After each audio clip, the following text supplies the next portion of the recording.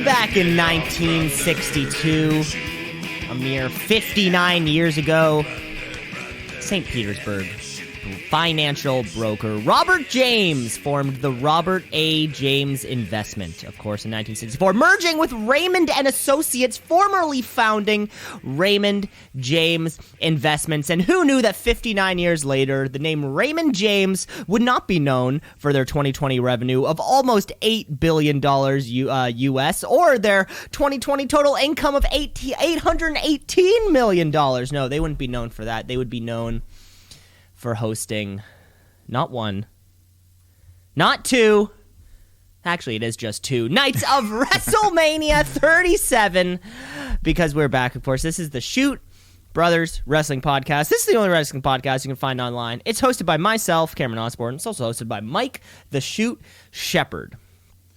Ray J. That's what they call the stadium. The Ray J. The Ray J Stadium, we're here. It's Raymond James, our matey, because WrestleMania's back. Wasn't it such a great weekend? Yeah, for the most part. I think we had a lot of fun watching the show. Yeah, another two-night extravaganza. It was rain. There was definitely not as many people as they told us there were in attendance, but that's okay, because the veil of the fan numbers has been pulled over our face before, so we're expecting it when it happens again. Yeah, I don't know. It's hard to say on this one. Yeah, just hearing. Yeah, we'll get to the shows, but Mike, of course, before we get to the show of shows, let's get to WrestleMania SmackDown. Okay, folks, it's Friday night. It's time for SmackDown Live. It used to be on Tuesday, but then I think it was on Friday before, though. No, wait, they used to film it on a Thursday and then release it. It's just SmackDown Live, because there were two matches that just thankfully weren't on the main card because it would have made it longer. And that was what? The Andre the Giant thing and the SmackDown Tag Team Championships. Yeah, so you had that fatal four-way, the Dirty Dogs, Street Profits, Otis and Gable, and the Dominic. I was going to say brothers, but not even it's the Mysterio family. Sorry. Mm-hmm. But anyways, yeah, match was fun. But at the end, Robert Roode gets the pin, and they retain. So no real change. Nothing happened. Yeah, it was a bummer. Yeah, that was really, right? Any of the other three teams would have been nice to see win. So. Yeah, it's almost like, when Dolph Ziggler and Robert Roode were able to retain, just made it feel like it wasn't actually important then. Like on any normal week, you have a fatal four-way tag and the winners retain. So there's, they tried to make it a little bit special. However, it felt maybe not any more special than any other match. Yeah, but I guess at the end of the day, that's why it didn't make the weekend. That's a good point. That's a good point. But, yes, and then the other match was the Andre the Giant Battle Royal. Jey Uso gets the win. So, hey, good for him. He had a great year. He's not on the WrestleMania card, so I guess this is something at least. He'll have his name on that trophy forever. I mean, and out of everyone in kind of, the promo photo they had, he had by far the best year. Of course, he's standing in the front. I think it was like standing in the front row of that photo. And like Shinsuke Nakamura was the only guy who's like kind of on par with at least the booking. It was mostly filled with former members of Retribution. 24/7 guys. I'm sure people who are on Main Event every week, those kind of guys. Umberto Carrillo, Angel Garza. They were there. Exactly. Still no sign of Aleister Black, but if you're going to bring him back, this is not the match to bring him back. So yeah. Nobody wants to be the surprise entrant in the Andre the Giant Battle Memorial. That just wouldn't be any fun. Yeah, but other than those two matches, you just had one. Each man from the Universal title match cut a nice promo, but that was it. That was the WrestleMania SmackDown to lead us right into WrestleMania weekend. Review. That's fantastic, right? It's rainy. It was rainy down there. Yeah, so let's just jump right into night one of WrestleMania 37. So, no pre-show matches, which was nice. I just kind of had it on the background. They were just talking like they do. Which was also great because I didn't miss anything by not tuning into the pre-show. Like, I don't feel like I have to tune into... They just make it if you want the match to be seen, put it on the main card, right? I mean, and they do this every single. The next fucking pay-per-view, there's going to be a match on the pre-show, and I'm going to be sitting here going like, then it doesn't matter. I mean, they all do it. NXT, AEW. I don't know. I think it's still that last push. They're like, maybe someone will see this match for free and buy the show. Well, because and in the world of UFC, the card works so much differently that you're not able to replicate that sort of system where there's so many different people streaming a UFC fight. You'll have one set of the card on ESPN. Then the next set of the card is on, like the UFC Plus, the subscription service. But then the final chunk of the card will be the actual like pay-per-view of it. There's like multiple different tiers of it. Yeah, I hate it when you just That's kind of similar. Similar, but then it's like you put one match on it and it's like, okay. Is a and it's never a good match. It's never going to entice me to want to buy the pay-per-view or stream on Peacock live, NBC. Well, yeah, there was no match. There was not even a 24/7 title change. Thank I don't think God. all weekend. There was not a single 24/7 title change all weekend, Mike. That is right. We took a handful of prop bets, a handful, some that were won, a handful, some that were lost, and some that handful that neither. Yeah, just erased off the board. Yeah, you and I neither had a winner, but yeah. So, Mike, you guessed over both nights. There'd be a total of 8 24/7 title changes. My guess was a little more modest. It was 4. I mean, however, the answer was 0. Yeah, if it's closest without going over, we both busted. So. If it's Price is Right, yeah, I was thinking about that. No Price is Right rules for these kind of terms. Well, we never really established it, but I mean, if it's Price is Right rules, we all lose way more. For the most part, yeah. It would change the whole dynamic of how you play. Either way, yeah, no winners on that bet. 0 changes, which really surprised me, to be honest. Yeah, one of the surprises of the weekend. But let's start this show. We do the cold open with the whole roster on stage, aligned all nicely. And the Big Daddy himself, Vince McMahon, making a rare appearance these days, gives us the opening speech. The past year, the performers have given it their all, but there was always missing the most important part, the fans. And he welcomes us to Wrestlemania. And then we cut to Bebe Rexha.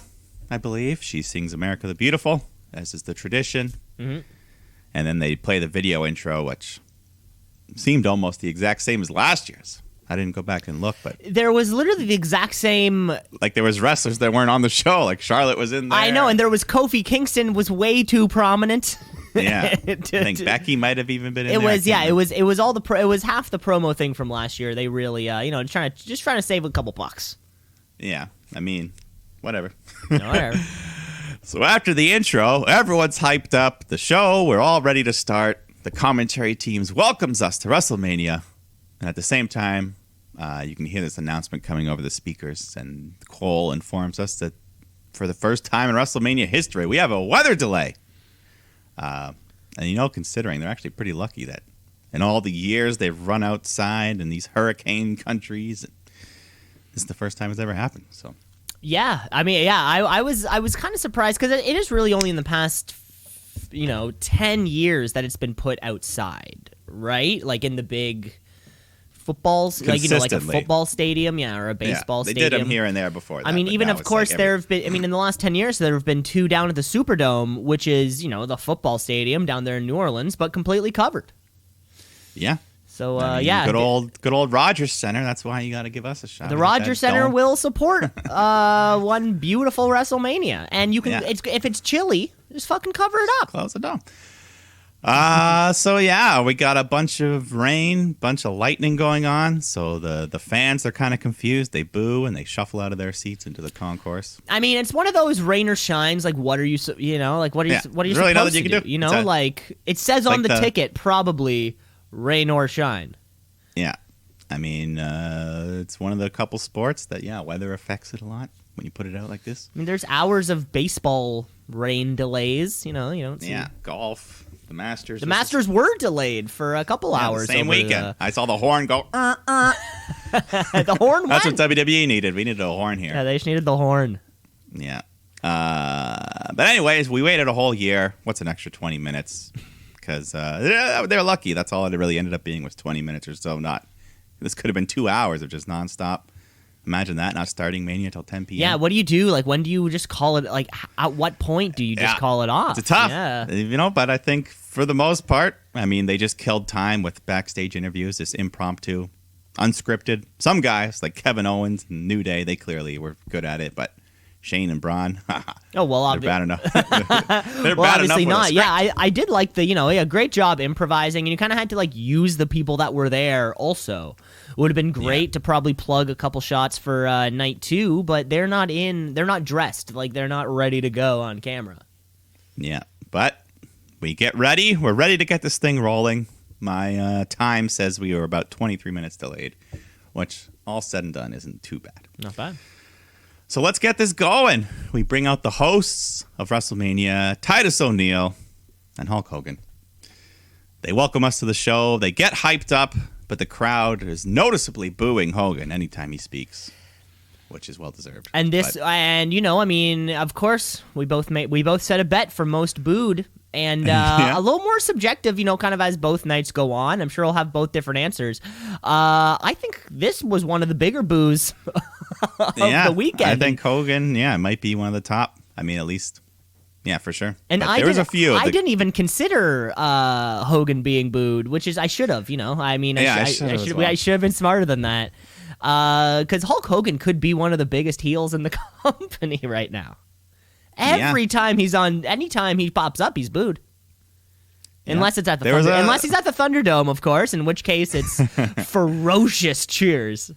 Yeah, they did make sure to show one or two Hulkamania guys on camera. There's always two of them. There's always one or two. Yeah, there's always a couple cisgendered white men dressed as Hulk Hogan in the crowd. You're always going to find a couple of them. Yeah.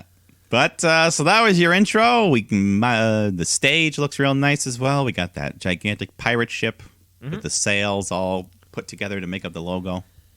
And of course, we have to mention, we both guessed he was going to be there. Mr. Green Smiley Face was front row in his usual spot. He's ready for the show. It was great seeing him again. I'm glad to see that he hasn't lost or gained any weight. He looks pretty much the exact same. Yeah, that hat looks like he sat on it the whole time. But yeah, let's start with the big WWE Championship match here with the almighty Bobby Lashley taking on Drew McIntyre. Nice pyro going on throughout the night. We'll get a bunch of that. But yeah, the match itself was good. Back and forth, lots of big suplexes. Crowd was into Drew. He was kind of doing a bit of a different style, working over, trying to do the Kimura lock that he picked up from Lesnar, I guess. But yeah, what did you think of this match?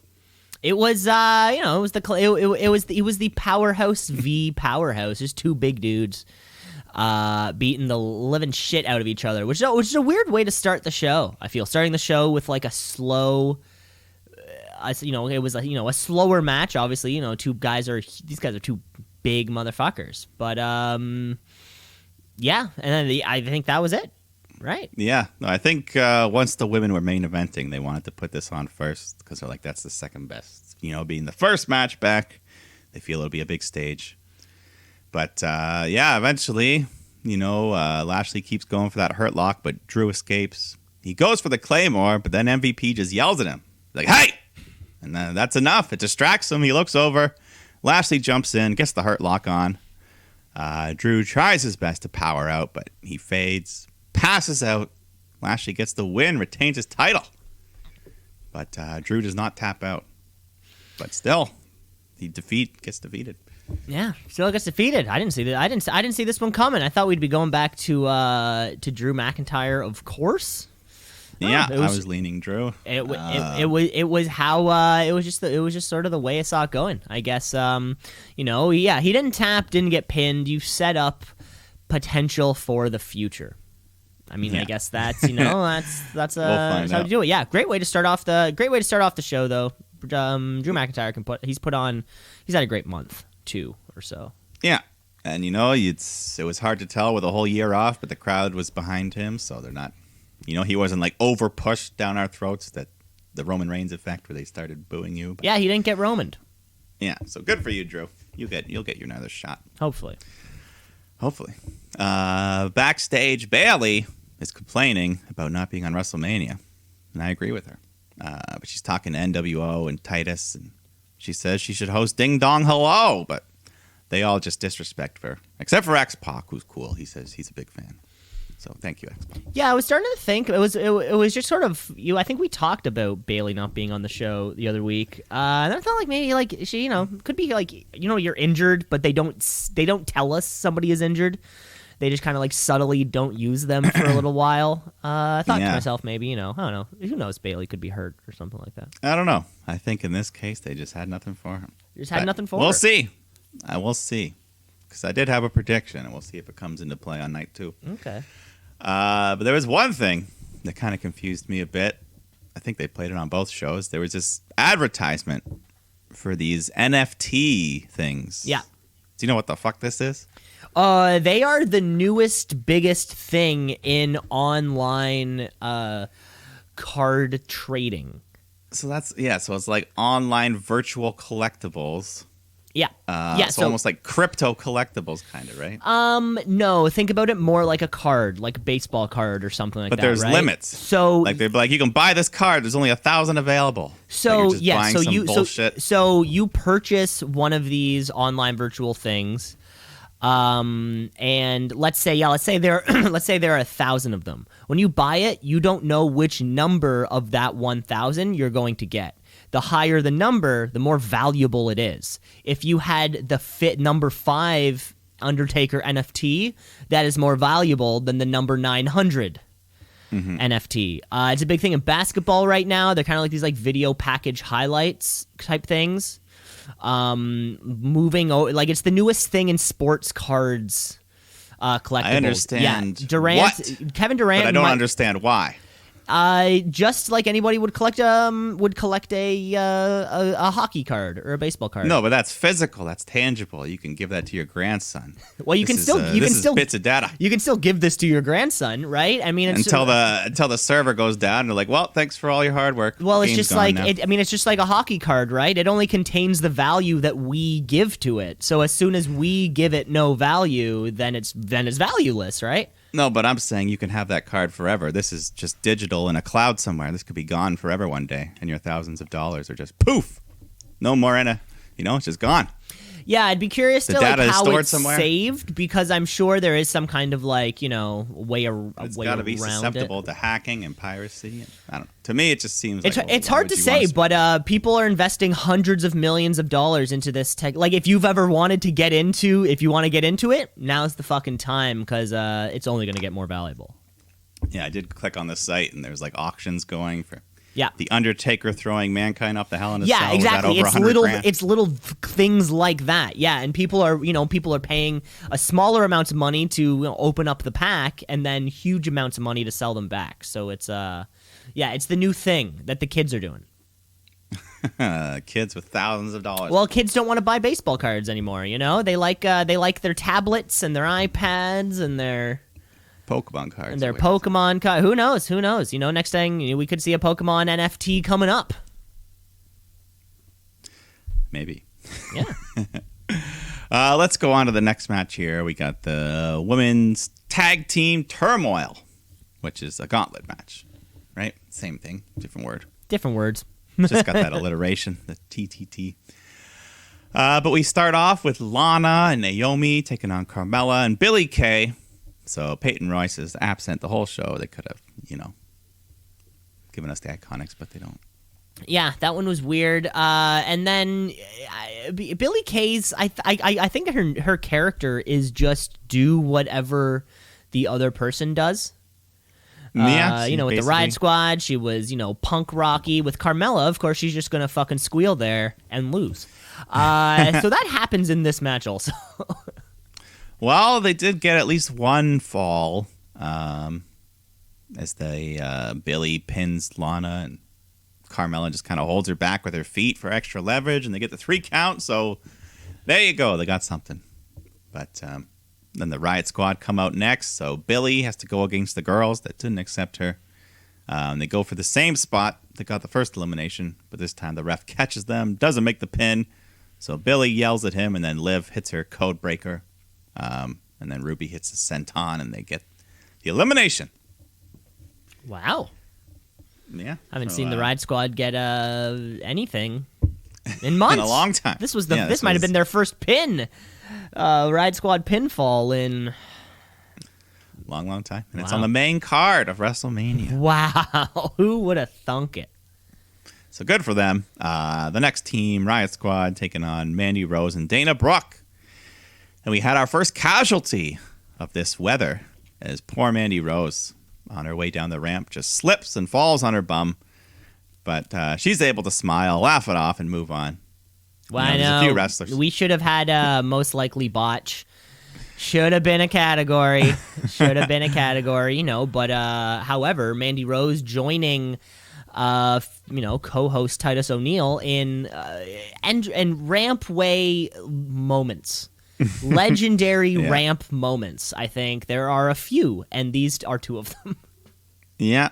I mean, this one was less her fault. That was, slippery. It was slippery. Wet metal is slippery. It was slippery. But, imagine if that happened to someone like The Fiend or Roman Reigns, it would have a lot, Oh, that would have been the biggest It'd be a lot more embarrassing. Someone like Mandy, you're like, that would be the biggest moment in professional wrestling history. Yeah. But anyways, Mandy and Dana, they come out looking pretty good. Dana hits a big swanton bomb, goes for the cover, but then Liv reverses it, holds Dana down for the 3 count. But then we have our first big announcing botch of the night, as the ring announcer says the Riot Squad has been eliminated. And the crowd's like, what? And the announcers are like, no. And then he goes, correction. Mandy and Dana have been eliminated. I know. How do you botch that one? This was turned into a botch fest right here. I know, but there'll be a bigger botch later.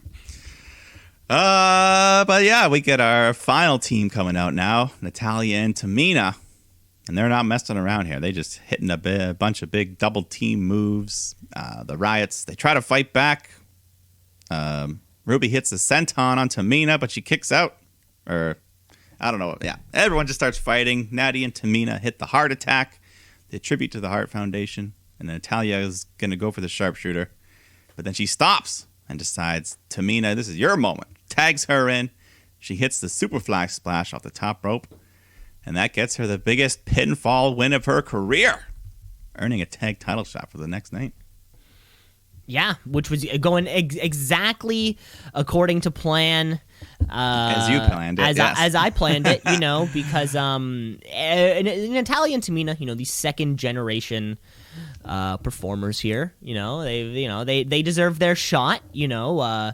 Natalya, daughter of Jim the Anvil Neidhart, a beloved tag team competitor. You can buy his cardboard cutout. You can put him on a table. And Jimmy Snuka. You might be able to buy an NFT of him. You could probably buy an NFT at some point, And then, of course, Tamina, daughter of world champion Jimmy Snuka, famous for... getting away with murder. What's he famous for again? I can't quite remember. But anyways, great match. And I guess kind of, it was an okay match. But leading us to... I mean, you're happy with the result. I'm happy with the result, at least. So, at least we have Natalya and Tamina are going to be the ones to take away from... Nia and Shayna. But the only downside, 2 teams going at each other where neither team has a name. I mean, it's tough. Only one team with a name in this whole match. The other team with a name, you broke them up, and so they fucked everything. But we'll see. There's time. Yeah. But let's go to the next match. I think a lot of people were looking forward to this one because we know these guys can both go. We got Seth Rollins taking on Cesaro. I noticed during Rollins' entrance, he had like these little spiral flame things, but half of them weren't even ignited. So maybe that was another cause of the rain. Okay, I think I must have missed that one. Yeah, just like at the top of the ramp or something. Yeah, it wasn't like power that shot out. It was just like little spirals. Anyways, first singles match ever for Cesaro at Mania. Wow. So he's looking to impress, and I was impressed. Great match. they're going with that story of Cesaro's looking for the swing and Rollins keeps panicking to avoid it. But we get lots of other big feats of strength, the super uppercuts. At one point, Seth pulls off this awesome corkscrew frog splash, which I don't think I've ever seen that one before. That one was super cool. I don't know how they pulled that off. Twist midair, damn, that was cool. But Cesaro recovers, hits a neutralizer, but then Seth kicks out, and he pulls out the pedigree. So that's another one. I've seen that one in a long time. So, yeah, looking good here. But Cesaro kicks out of that. So, crowd's getting pretty hot.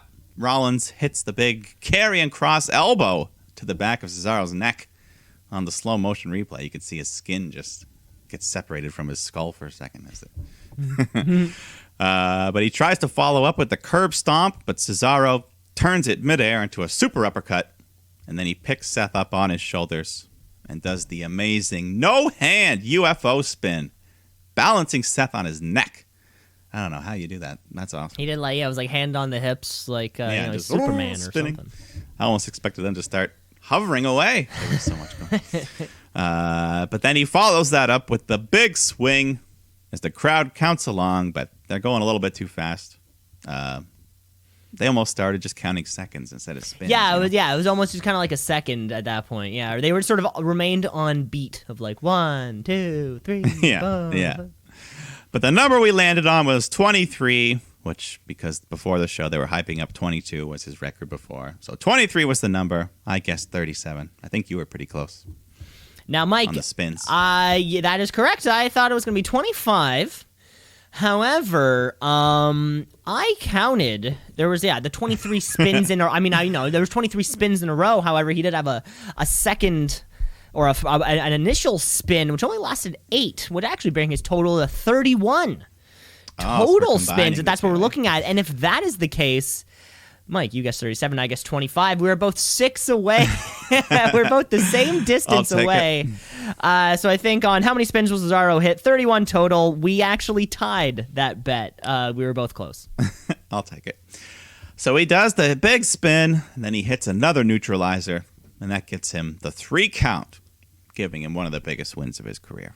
Great match. Huge moment. I think, the WWE fans were excited for it. We're, ready for it. Yeah. We even saw some rare emotion from Cesaro. He had his hands in his face during the celebration. Just kind of, I don't think he was crying, but just kind of oh my God, can't believe it. And also, he's Cesaro hasn't, kind of been a routine baby face even either. Really, even when the crowd likes him, he's not playing up to them. Yeah, he's kind of always a tweener. No matter even when he was with the Bar, they would kind of go in and out. Then he was by himself with Shinsuke, back to by himself. Always sort of been never the worst, but never the best. Yeah, but we know he's damn good in the ring, and he got a moment here, so that's nice. Hopefully, this will lead to something. Like an Intercontinental title shot or anything like that. Yeah. It would be U.S. title because he's SmackDown. Yeah, you're right. Yeah. But let's move over to some Raw action here because we got the tag team titles on the line. New Day defending against AJ Styles and Omos, and they come down. Omos is standing in the ring. He's ready to start this match, but New Day, they're yelling. They want AJ. They're trying to draw him in instead. So they get their wish, and New Day kind of just playing the heels in this match. They were in the bottom right corner. They were in the bottom right corner. That was the first thing I noticed. Yeah, and the whole time they were just double teaming AJ, cutting off the ring in half, isolating him. So Xavier Woods said that very loudly at one point. He said, "See, we're cutting the ring in half. Tag teams." And you're like, wow. Okay. And I got to say, it was all very well designed because this crowd was just dying to see Omos get in there. They were chanting, "We want Omos." So eventually, AJ, he gets over, makes that hot tag. And Omos gets over the ring to a big pop. Xavier tries kicking him, but he just stands there and just, it's nothing to him. Calls him a little bitch. So, New Day, they're trying to double team him. He's just swatting them away, tossing them all around. He hits some big running elbows in the corner, showing he can run. So he's already 3 times as good as Khali. That man cannot even run. Can't even hop across the ring. Yeah. And then he hits some big old back breakers. AJ jumps off his shoulders to hit a phenomenal forearm on Xavier.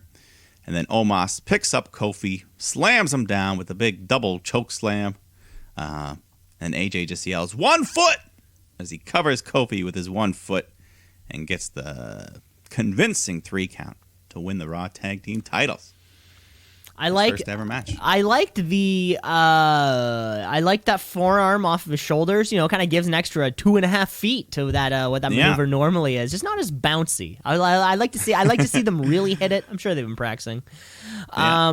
And if you are, and this is a notice to all the kids out there, all the youngins out there who want to pursue a career in professional wrestling, and they want to be on WWE, they want to be a superstar, they want to be in a tag team, they want those Raw Tag Team Championships. My best advice to you, be sure to be booked so that you never have a match until WrestleMania.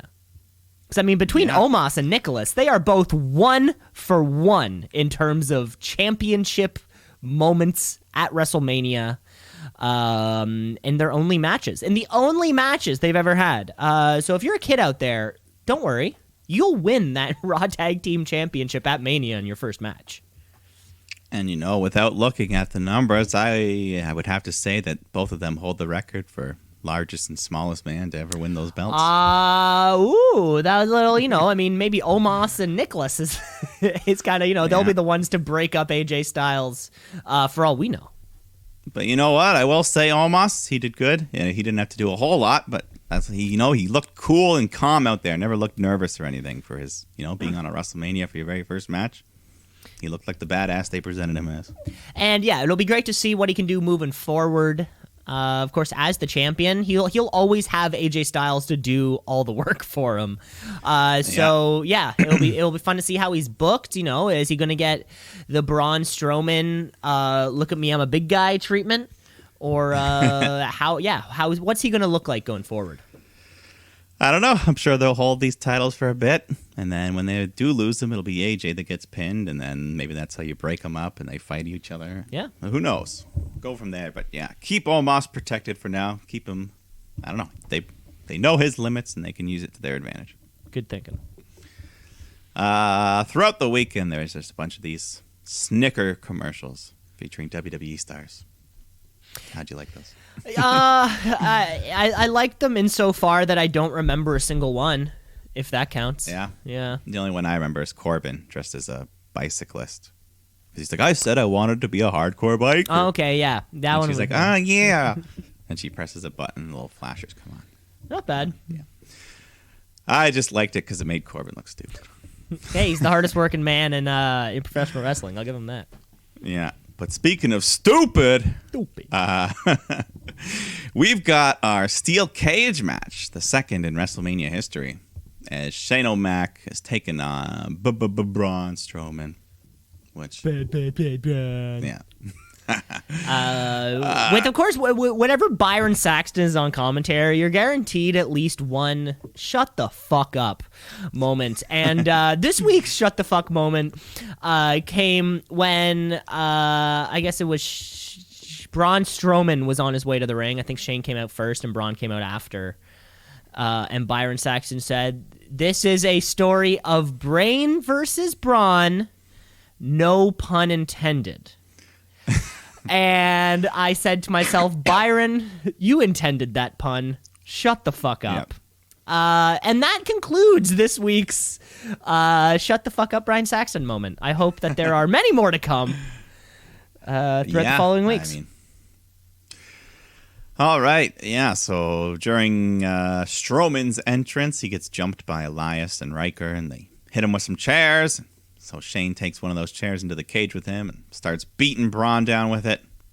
And then, unfortunately, we get a little bit of the mixed martial arts Shane when he's doing his little punch combos and kicks. His little jab. Yeah. Apparently, the wrestlers say that he works stiff even though his punches look like shit. He's still hitting them hard. Oh, really? He doesn't know how to... He doesn't know how to pull his punch, but they still look weak. Oh, yeah. Poor guy. But he was pulling off the top of this, just rips a piece off the top of the cage and hits Braun with the metal. And, Braun starts fighting back, so Shane's trying to get out of there. He hits the coast to coast at one point, but no garbage can, so it's not as good. But there were these little white sacks at the top of the cage. Just kind of little, I don't know. Now these are normal. Because when you're pulling up the chain, or like when you're pulling something up or down where there's a chain and something's winched up top, the excess chain just hangs. So oftentimes around truss structures, you have this like very solid canvas bag that you put the excess chain in. Yeah, well, they really made it stand out when it. Well, I mean, it was all white. I know. I noticed them right away. I'm like, yep, that looks like a safely constructed piece of truss. I mean, that's something that we would do. That's something that I would do professionally. Well, Shane opens it up, pulls out a toolbox. Now, I wouldn't keep a toolbox in one. That's where I lost it. That's where the match lost it for me, because that is a safety mechanism. It's not something meant for tools. And loose objects. Well, they're not looking for safety here. Shane smacks him in the head with the toolbox, and then he climbs over the top of the cage. He's scaling down the other side, but he stops to mock Broman one more time, sticks his hand through the cage to do a little puppet, making fun of him. But Strowman gets up, grabs him through the cage, and then with the other hand, he just rips this chain link right off and pulls Shane back inside through this giant hole. They both climb up to the top of the cage. They stand up, and then we get our big fall as Strowman throws Shane down into the cage. Just falls on his back, and Braun climbs back down and gets all motivational. Says, "This is for everyone that's ever been called stupid." And then he picks Shane, hits the power slam, gets the win. And hopefully that's the end forever. Mike, I think there was another bet that was solved right here. The Shane falling? Of course. Will Shane McMahon jump or fall off the highest thing? If not, who will beat him? I think this was the tallest thing that somebody fell off of all weekend. Yeah, I believe it was. Of course. I had wagered that this will be the tallest thing fallen or dropped off of, and you chose, you had a different answer. Yeah, I think I went. Well, I was hoping for hope that Owens was jumping off that pirate ship. Never happened. But then when I saw it and how big it was, I'm like, that's not gonna You're like, that's too big. Especially with the rain and shit. I'm like, no. Like, oh my god, that's so big. They need crash pads and a fake stage to crash through and all that shit. Which they could have, but no. Could have happened, but not tonight. So another bet solved. Yeah. Then commentary. We get our annual Hall of Fame curtain call where all the legends come out, and then Bayley interrupts them. So hey, more Bayley's good. More Bayley. Then we get our celebrity match of the night: Damian Priest and Bad Bunny taking on Miz and Morrison. And Miz Mo had the old. Right, the bunch of bunnies come hopping down to the ring, and they were singing there. Oh, they were kind of it wasn't quite lip syncing, but it wasn't singing. They were like singing over the top of the recording. They were singing over themselves singing. I don't know. It was a weird middle. Yeah. So hey, hop hop. They do their thing. Damian Priest comes out on his own, and then we cut to this large, big rig truck just driving through.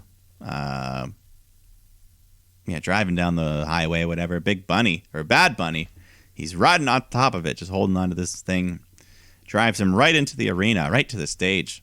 So, but no performance. He just walks down to his music, no singing. He's too focused on the match here. But I don't know. I didn't actually time the entrances, but this is probably still fairly decent. This was another bet, of course. Who will have the longest entrance with no Undertaker? The fucking and Goldberg. The category was wide open. Both Mike, you and I both suggested that Bad Bunny and Damian Priest would have the longer entrance. And these entrances were all over the place. Mizmo even ran themselves for a little bit with all this one-eared bunnies by the end of it. Not sure if you caught how much of that. These rabbits who had to hold on to their heads so they didn't fall off. That was something Jess noticed immediately. She's like, why are they all holding on to their... Are they holding on their heads so they don't fall off? I'm like, probably. And then, why are 3 of them missing an ear now? They're scattered on the ground. Welcome to the Peacock era, kids.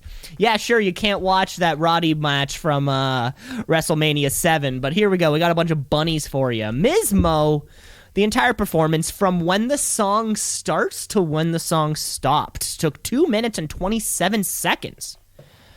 That's gonna be not too long. That's not too long, but it's gonna be tough to beat. You know, you're gonna have to beat it.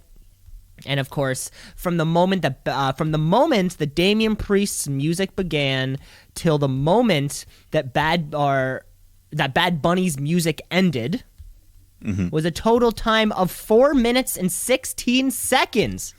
Hey. Meaning that, Mike, your guess of 4 minutes and 11 seconds, 5 seconds off. Of course, I guessed 2:30. I was way below. But Mike, that was pretty damn close as far as I'm concerned. You're walking away. You're walking home with this wager. Yes, and a new 2011 Honda Accord. And a brand new. No, it's net 0 kilometers on this 2011 Honda Accord. It's brand new. Yeah. You know, it just got lost somewhere on a lot that no one ever it got stuck behind newer Honda Accords. Yeah. So here we go. We got the entrances out of the way. We're ready to start the match. Priest is in the ring, but Miz is talking shit. So Bunny, he wants in. So they tag him in. Miz is mocking him, but that ends pretty quickly when Bunny just starts hitting some good punches there. Gets a couple arm drags, so Miz is well caught off guard. The crowd's pumped up for Bunny. But they do get a hold of him, just start beating him down. So Priest gets a hot tag. They hit a couple team moves together, like a tandem Falcon Arrow. They both hit their big dives to the floor. You know, Bunny does his big crossbody off the top rope. But then soon after that, the biggest moment of the match is when Bad Bunny hits a Canadian Destroyer. What? On the floor. I popped huge for this. Yeah, that was one of the... Why is Bad Bunny allowed to do a Destroyer, but like none of these other lifelong professionally trained wrestlers are allowed to do Destroyer? I don't get it. Did you think he asked? He was like, I'm doing... Because I think this... I mean, well, someone had to train him to do it. Someone had to... Because I think this Bad Bunny thing is 100% Triple H, 0% Vince McMahon. And Trips, you know, we've seen Destroyers down there in NXT. The Panama Sunrise is basically a Destroyer. I think this may have been Trips kind of, you know, elbowing Bad Bunny over there and John Morrison. Like, hey, just do it. Well, it's easier. Vince, it's not a pile driver, it's a Destroyer. It's easier to, easier to beg for forgiveness than ask for permission? You know, just don't worry about it. You're Bad Bunny, it's okay. And they even called it on the screen. They called it a Bunny Destroyer. They called it a Bunny Destroyer. It was a big moment. Yeah. It's those little things that I feel like are the biggest moments. Yeah, that was a moment. He nailed it. And then they get back in the ring. Bunny and Priest, they hit this doomsday crossbody on Miz. And then Bunny pins him for the 3 count. So overall, I think he did a fine, very well done job. You know, almost as good as Pat McAfee, but this was fantastic. I feel like he worked a huge portion of this match without Damian Priest. Yeah, I mean, they're ready to do a singles match with him if they had to. So you know, maybe that's always going to be the back of their mind. I think later on in the show, or maybe it's night 2, there's this little vignette with Bad Bunny and Triple H, and he's kind of like sending him off onto tour. I guess Bad Bunny's going on this. Yeah, he gives him this golden briefcase, not the Money in the Bank. Not the Money in the Bank briefcase, just like a separate golden briefcase. I guess, you know, they have a lot of briefcases over there. He opened it at WWE headquarters. Got a lot of ones. But yeah, I think, you know, of course we were also, and you know, the card's still going on, but after it all, I think this may have been the sleeper hit of at least night 1. Yeah, you could be right. You know, going in, I thought Bunny would do a good job, but I don't think anyone expected a Canadian I did Destroyer. not expect the Destroyer. I don't think I expected him to like be in a huge portion of the match. I think I expected Damian Priest to, you know, take a lot of those big bumps, but we saw the splash looked a bit better.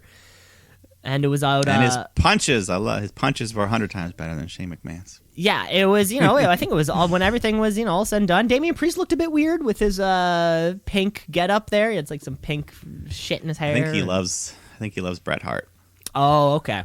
So he's doing like he's doing it for Bret Hart, but I think so. Yeah, I think it was great. No, well done, Bad Bunny. I wouldn't, if you want to wrestle again, I think you're more than welcome. Sure, come back for another match. Why not?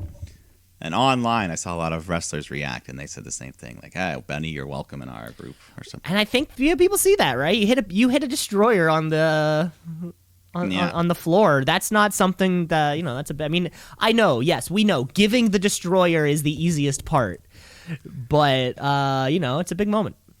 Yeah, I almost never. Have you ever heard of the show The Bump? WWE? Yeah, I think I have. Yeah, it's kind of like backstage Kayla and probably a couple of other guys. Yeah, just like a weekly roundup variety show. Yeah. But I just had it on because it happened to be playing right before the WrestleMania Night 2 pre-show. And they had Orton on there, and he put over Bad Bunny. Randy Orton's just like, yeah, man, that guy killed it. Anytime he wants to work in this locker room, he's welcome. So coming from the Rand Man, that's pretty good praise. That's a huge deal coming from the Rand Man. Maybe Randy and Bad Bunny can smoke some weed, some CBD oil before a good match or something. I don't know. And one other funny thing now that I talked about the bump. There was this one segment where they had like these little kindergarten kids or whatever, and they would show them pictures of wrestlers, and they would have to guess who they are. Okay. And then they pull out The Undertaker. And this one kid's like, Michael Jackson? That just had me laughing. But there was this one little kid, he knew everyone. He's like, yeah, that's The Undertaker. And he started rolling his eyes back. Oh, just creepy. Because I don't think many people can do that. It's kind of like, say, 1 in 10 people can roll their tongue. I think it has to be way less than people who can roll their eyes into the back of their heads. Well, it hurts, too. It's not good for you. I remember my brother would do it. I can't imagine. My grandma would be like, don't do that! She would say something like, your eyes are going to get stuck back there, or something like that. Yeah, pretty much. But let's get along here because we've got a big main event to get to. We're talking about the SmackDown Women's Championship. Sasha Banks defending against Bianca Belair. We all know the build has not been that good to this. But the video package can make anything look good. I don't think I even saw Reginald once in this pre-thing. I'm glad they completely dropped him from this storyline. Yeah, well, he wasn't really part of the Sasha thing to begin with, right? There was a couple weeks where they were like, when he ditched Carmella, but before he went with Nia, he was kind of with Sasha. Okay. For a hot minute. Anyways, doesn't matter. He's not here. We got 2 awesome women here. They hyped this up, noting it's the first ever main event to feature 2 black women. I think 2 black performers in general in the main event. Yeah. But, they're in the ring, looking great. The crowd's hyped up. They're chanting for both of them back and forth. And then the magnitude of the moment just sets in as both women are looking around and literally fighting back the tears. You could see Bianca. This is getting emotional. And then the crowd just chants even louder for this. They respect it. So we just jump right into this thing. And yeah, man, hot match. Sasha being the boss. Belair just showing off the best strength in all of women's wrestling. Early on, Sasha hits a big suicide dive to the floor, but Bianca catches her, rolls through, stands up, presses Sasha over her head, and walks all the way up the steps and tosses her back into the ring. Nia Jax couldn't do that. Yeah, no, that was a pretty one of those feats of strength that Bianca Belair has become known for. She's looking awesome, but yeah, Sasha kind of just playing the heelish role by default, talking trash, grabbing onto Belair's hair, using it for leverage, which you can. But yeah, just more great spots from Bianca. She picked Sasha up in a vertical suplex, and she just goes around touching her feet onto the ropes. I thought she was going to touch all four ropes. I also did. I was kind of like 1, 2, 3. Oh, but I think Sasha didn't want it, so she starts struggling and gets halfway out. But then she hoists her back up, and Belair, man, just exerting a lot of energy in this match. Mm-hmm. Those deadlifts, but she follows with a nice standing shooting star press, and then she goes for the 450 splash. But Sasha gets the knees up and starts working over that shoulder. throwing her into the steel steps, trying to weaken up for that bank statement. So, but Belair's trying to fight it off, so Sasha grabs her hair, wraps it around her arm, and uses that to lock in the bank statement. But Bianca manages to get out, goes for another 450 splash. This time she hits it, but Sasha kicks out at 2. So Belair can't believe it. She picks up Banks for the KOD, but Sasha lands on her feet, grabs Bianca by the hair, and Belair says, "Oh, you want the hair?" So she gets loose and then fucking cracks the whip on Sasha. This was the loudest and biggest one I've ever seen her do. They must have put something in the end of her hair there to give it a nice whoosh. I mean, there was no faking that. You could see the instant just the cut along Sasha's side. Yeah, I wonder what it is. Like whatever gives like, or whatever the sound that a kendo stick makes, right? That kind of like little pieces of wood slapping against each other. Whatever like that sound must be, they loaded her braids with. I think this is just, I mean, if you had real hair, that would do the same thing, no? I don't think it would make a whoosh sound, unless what we heard... I mean, it's like 6 feet long. Unless what we heard was like an added effect, I don't think it would have given that type of snap. I think they put something in the end there. I don't. Okay. But either way, it was a hell of a snap, hell of a whip. So Sasha's bleeding. She picks her up, hits the KOD, goes for the cover.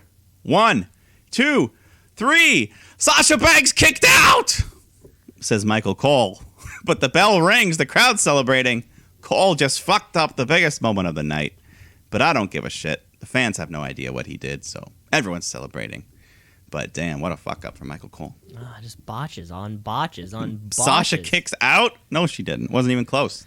Wasn't even like a fake shoulder up. Yeah, I don't even think it was like the 3 and up. I don't think it was. Wasn't even like a missed. I don't know. He fucked up, but doesn't matter. Everyone's celebrating. Belair's emotional. Her family's falling over the barricade, just jumping up and down. And we get the big fireworks display and close the show on a great note. I'd say at the end of the day, I'm glad they got this main event spot because they were the best match of the night for me, and they delivered. Certainly, yeah, best match of the night. I'll give you that. Sasha Banks continuing her legendary WrestleMania streak, extending herself to 0-6 at the Showcase of the Immortals. So that's got to be nice for her. Yeah, but so like we said, the build was terrible, but I knew they would deliver at the end of the day, and I think putting them in this main event spot did give the match an extra bit of specialness that, going back and watching it later, you wouldn't have had that extra layer of emotion of them crying at the beginning, I don't think. Stuff like that. Yeah, if it was just at the beginning or something like that, maybe.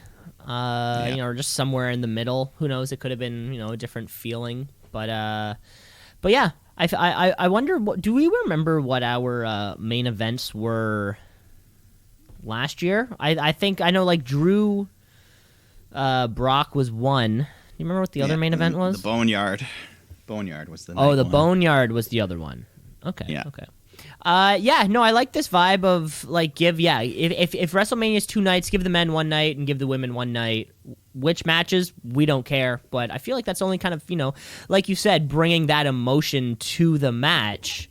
Is something that can only occur in a main event. Yeah. So if that's the case, the men get 1 night, the women get the next night, or vice versa. Yeah, but so I was happy, very happy with the way the show ended. Yeah. I can't picture anything else would have been different. Congratulations to Bianca Belair. That's great. Now go full babyface. Now we need her to go full babyface, and I don't mean like you're not a bad guy babyface. I mean you're a dumb you're a dumbass babyface. Like that kind of like WWE babyface where they're like portrayed to be just so fucking stupid and oblivious. I want stupid and oblivious Bianca Belair who keeps getting trampled by interference in matches. They're just oblivious to all of life around them. I want her to be booked as the babyface that is so stupid. I don't know how she keeps winning matches. I don't know. She's the EST though. She's supposed to be the smartest. But I mean, we need to be full. We need to go full in on it. I don't want any of this half. This half thing. I don't want a promo where you're clapping in somebody's face, because to me, that's a heel move. I want you to be so stupid that you don't know that somebody is directly behind you about to super kick you as soon as you turn around. I want you to be so dumb. Well, either way, I think the crowd's behind her, so ride the wave, ride the momentum. You got a nice new champion here. Yeah, at least, new champion, which I guess our second title change of the night. Hopefully we can get a few more in so we can hit up our next bet. But let's move over to night 2. Might as well. Night 2. Yes. It's WrestleMania, but a second time. So I guess that's how we're plugging it. And we actually kick off WrestleMania Night 2 with, differently than I think I would have seen coming. I'm not sure, I can't quite remember how we booked this card, but we have The Fiend taking on Rain Man. Well, you skipped a couple things. What did I skip? Titus. Well, first there was Ashland Kraft sang "America the Beautiful" for the second time. Sure. For any Ashland Kraft fans out there, congratulations, Ashland Kraft. But then the other thing worth skipping was when Titus O'Neil and Hulk Hogan come out dressed as pirates, which fits in with Hogan because he loves those hard R's.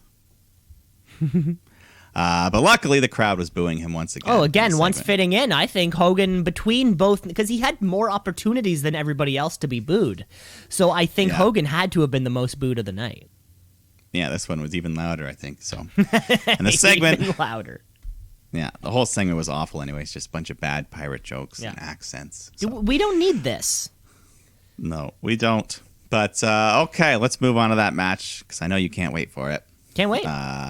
We're talking about Randy Orton taking on The Fiend in just a regular match. But it's not quite regular because it's WrestleMania. And the Rand Man wants to do something special. So he comes out wearing white trunks with red on them. A very rare sight. Never seen that before. And, the Rand Man pays closer attention to what he wears, than anybody, His closet of trunks and knee pads is probably a walk-in closet at this point. He has one side of the closet is just for his sleeveless hoodies. Yeah. So Randy comes out, and then for The Fiend's entrance, we see the burnt-up version. He's just walking down this, LED hallway tunnel type thing, and as he's walking we get this bad 90s sci-fi TV show effect where it just kind of transforms from the burnt Fiend back into the regular Fiend. Okay, so I guess we're done with burnt Fiend. Now we're back on I was already Fiend. I was mad because I'm like, man, you go to all this trouble, you make the new costume, he doesn't even wrestle in it once. I was already thrown off by this point. Yeah. The card announced to us that Randy Orton and the hell spawn himself, The Fiend, would be competing in a singles wrestling match. A shoulders down on the mat, 1, 2, 3 wrestling match that can only end by pinfall or submission. I was like immediately, what? No, this can't be the way we're gonna do this. But as it went on, I started thinking to myself, Mike, I think this is the way that we're gonna have to do this.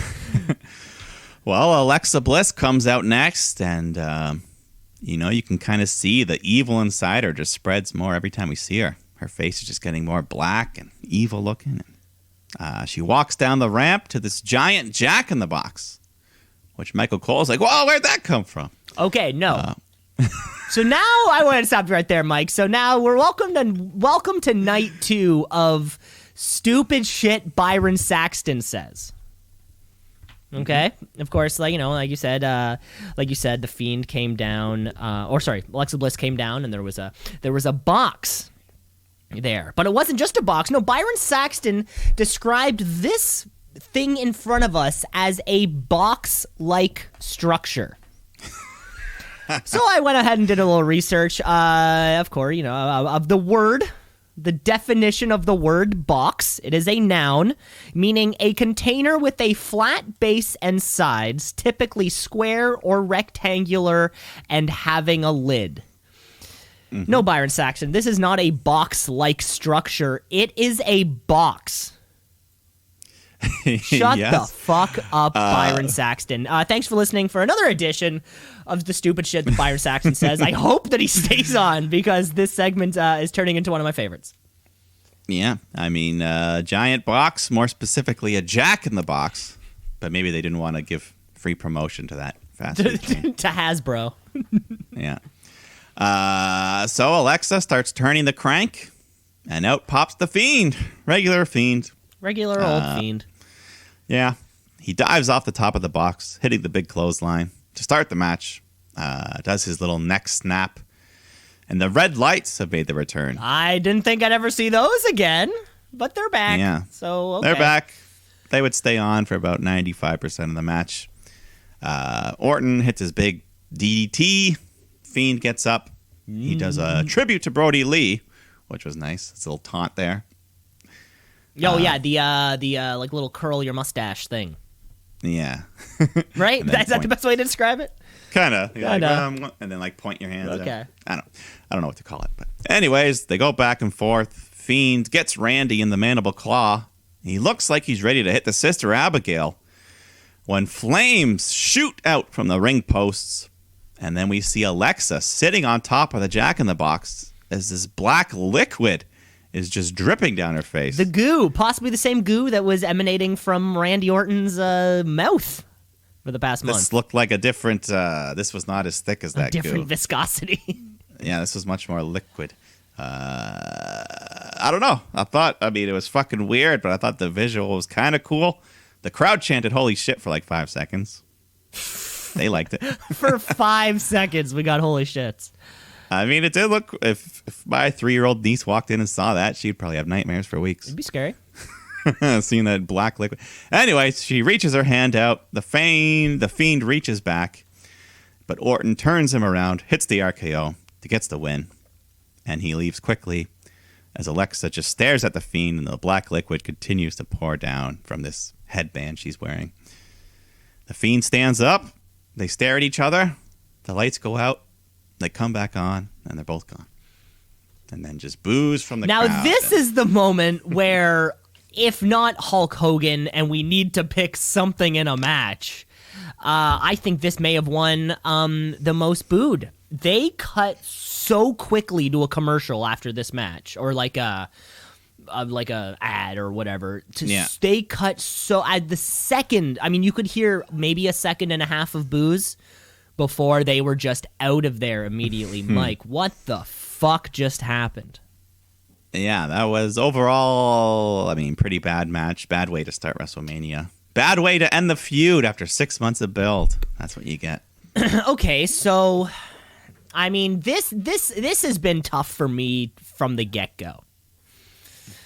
Alexa Bliss came out looking like every week they make her look like 6 months younger.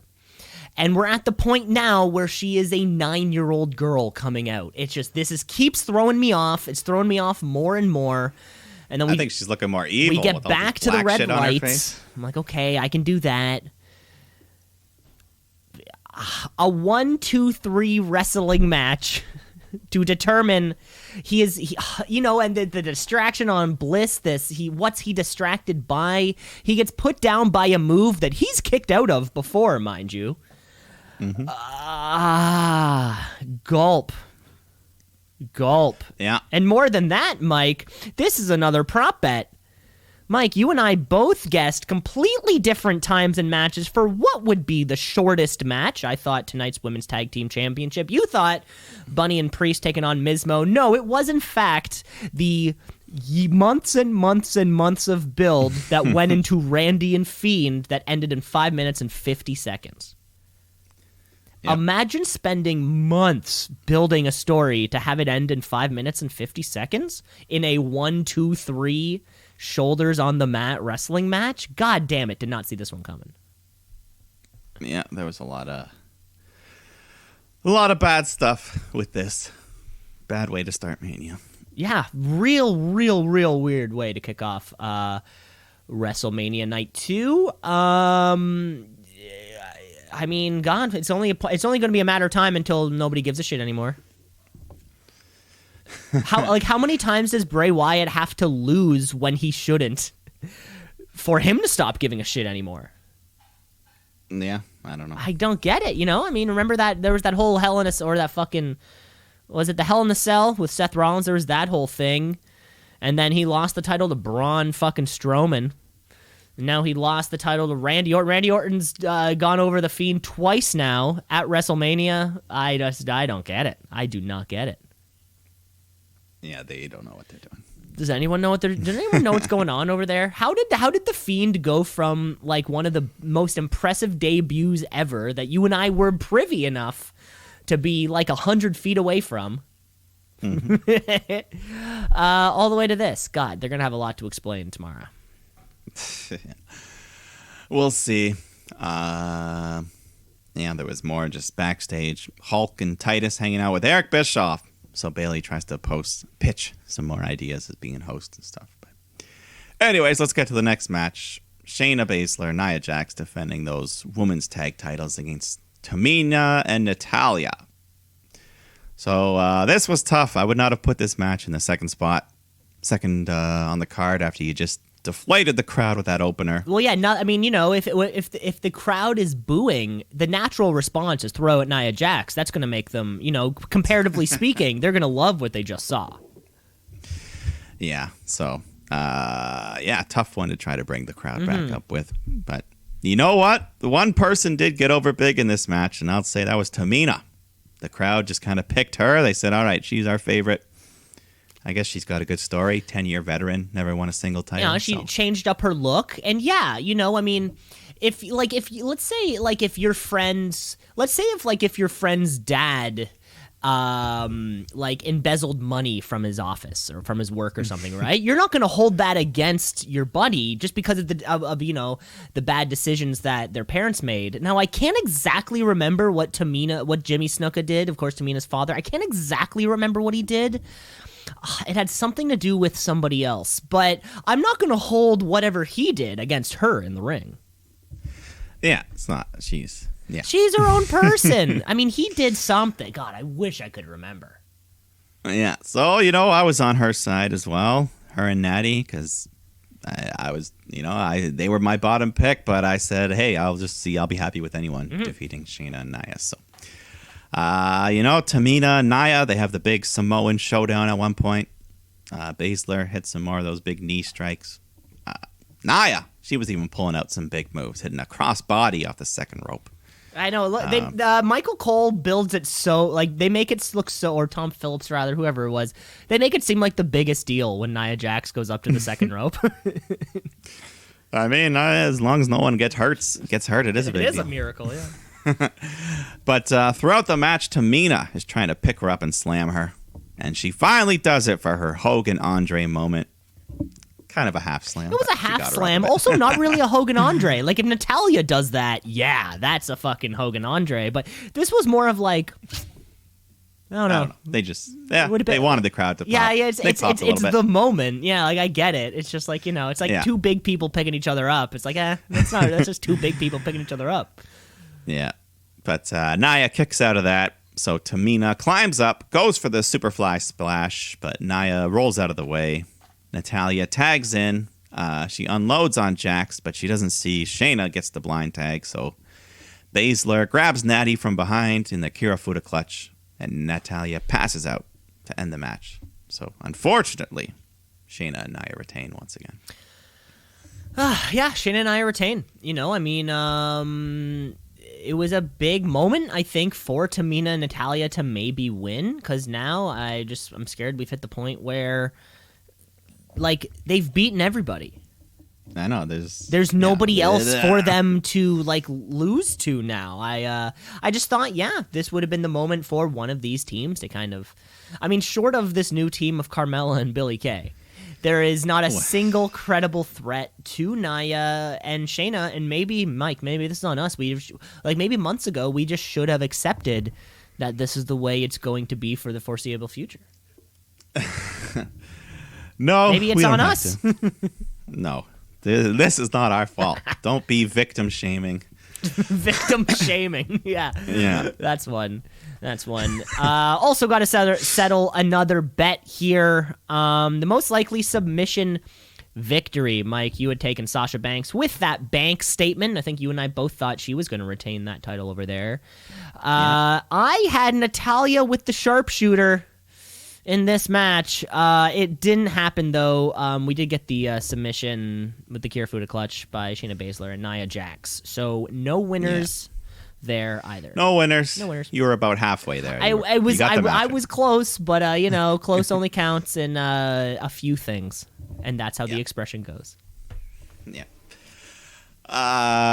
Kevin Owens taking on Sami Zayn with online celebrity Logan Paul sitting at ringside, getting mostly boos from the crowd. Yep, mostly boos, which is good because he was accompanying Sami Zayn. So, we don't want Sami Zayn's guest of honor being cheered. So I guess that worked.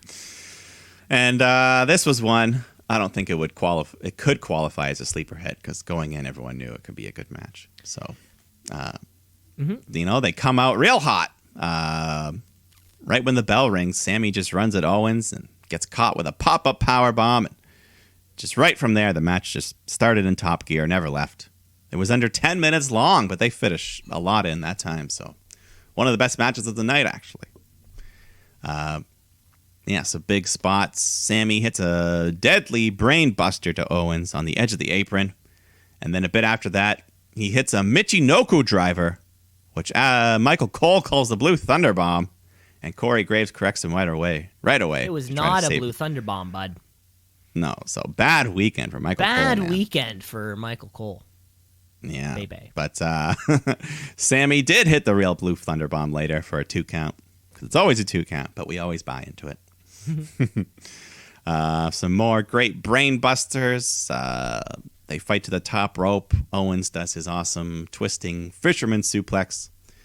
And then in one cool little moment, they do a callback to their Battleground 2016 matches. Owens is running in the corner, hits a clothesline, and then Sami runs right after him, hits the haluva kick, goes for a second one, but he runs right into a super kick. And then another super kick, and then the stunner. So Owens gets the win. And then afterwards, Logan Paul gets in the ring to check on Sami, and then he starts congratulating Owens. So Sami gets mad and yells at him, starts poking him angrily. So Logan shoves him to the mat. Sami rolls out all pissed off and leaves. And then Logan grabs Owens' hand and raises it to the air, but the crowd is still booing him. And Owens has that look like, what the fuck is this guy? So the crowd starts to realize what Owens is thinking. We all know what's going to happen. There's a big yes chant as Owens offers a handshake. And as Paul accepts it, he hits him with a stunner. So a nice little pop. And For the quick pop. Under 10 minutes, but they needed something, I think. And also super apparent, I think, going forward, we're going to see a lot of these. Maybe not a lot, but, maybe we will get that 1 or 2 a year, the YouTube or the online star coming in for a week and then a pay-per-view, not doing anything, but the amount of clicks that is driven off of being able to put the name Logan Paul in your YouTube video for the WWE, which already gets millions of fucking views to begin with. I think that's going to be something we see now. Yeah, there must be some kind of math equation where it's like the amount of money they're paying him is less than the amount of money they know they'll make from ad stream revenue. So this could be more of this could be a real common thing we have to think of. Just because I was thinking to myself, I kept getting asked the question, well, why is he there? And having to explain why it didn't, there was also no way to explain it.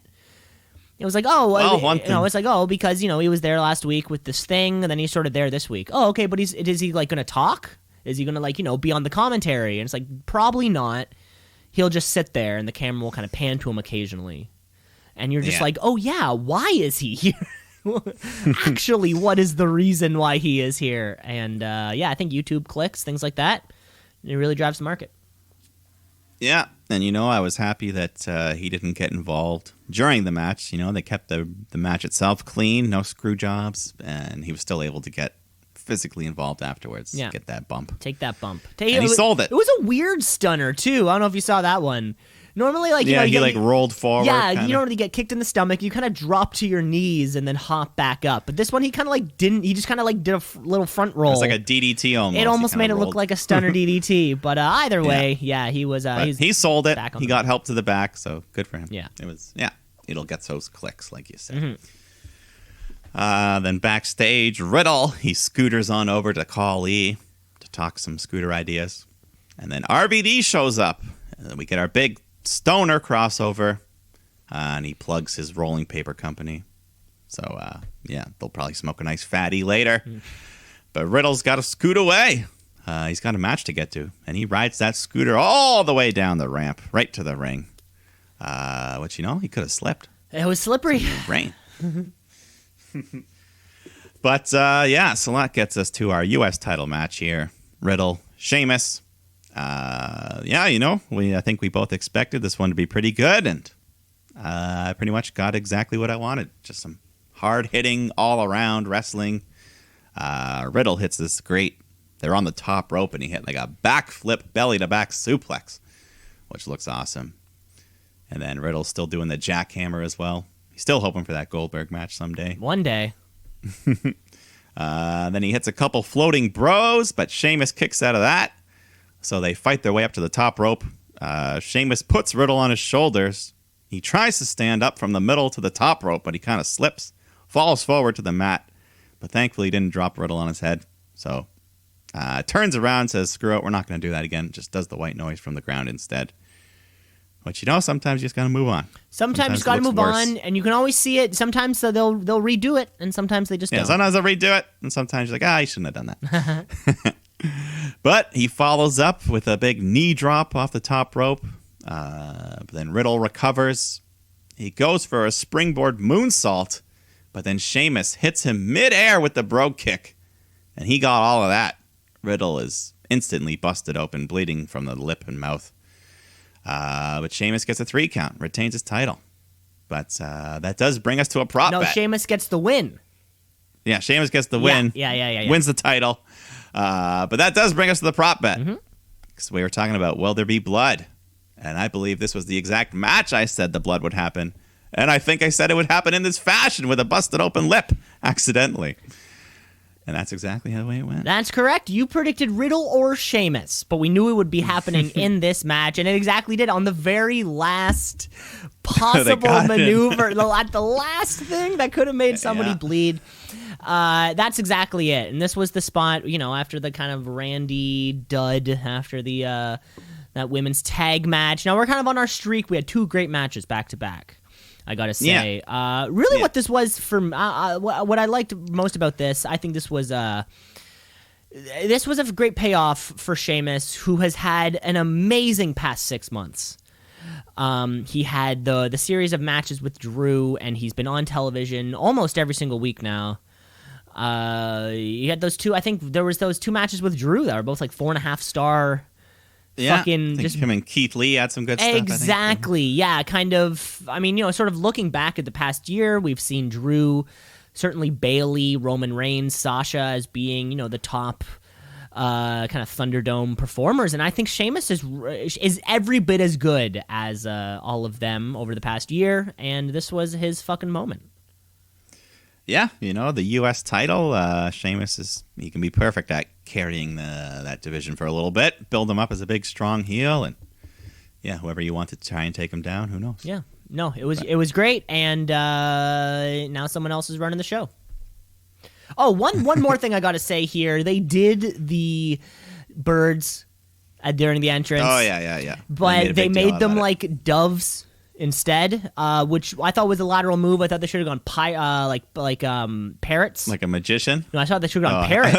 If anything they should else, have had a magician. No, because I was thinking a pirate would have a parrot on his shoulder. I was thinking that. However, so there were doves for some reason, and one of the doves had a pirate hat on and an eye patch, and then extremely subtly winked at us before flying away.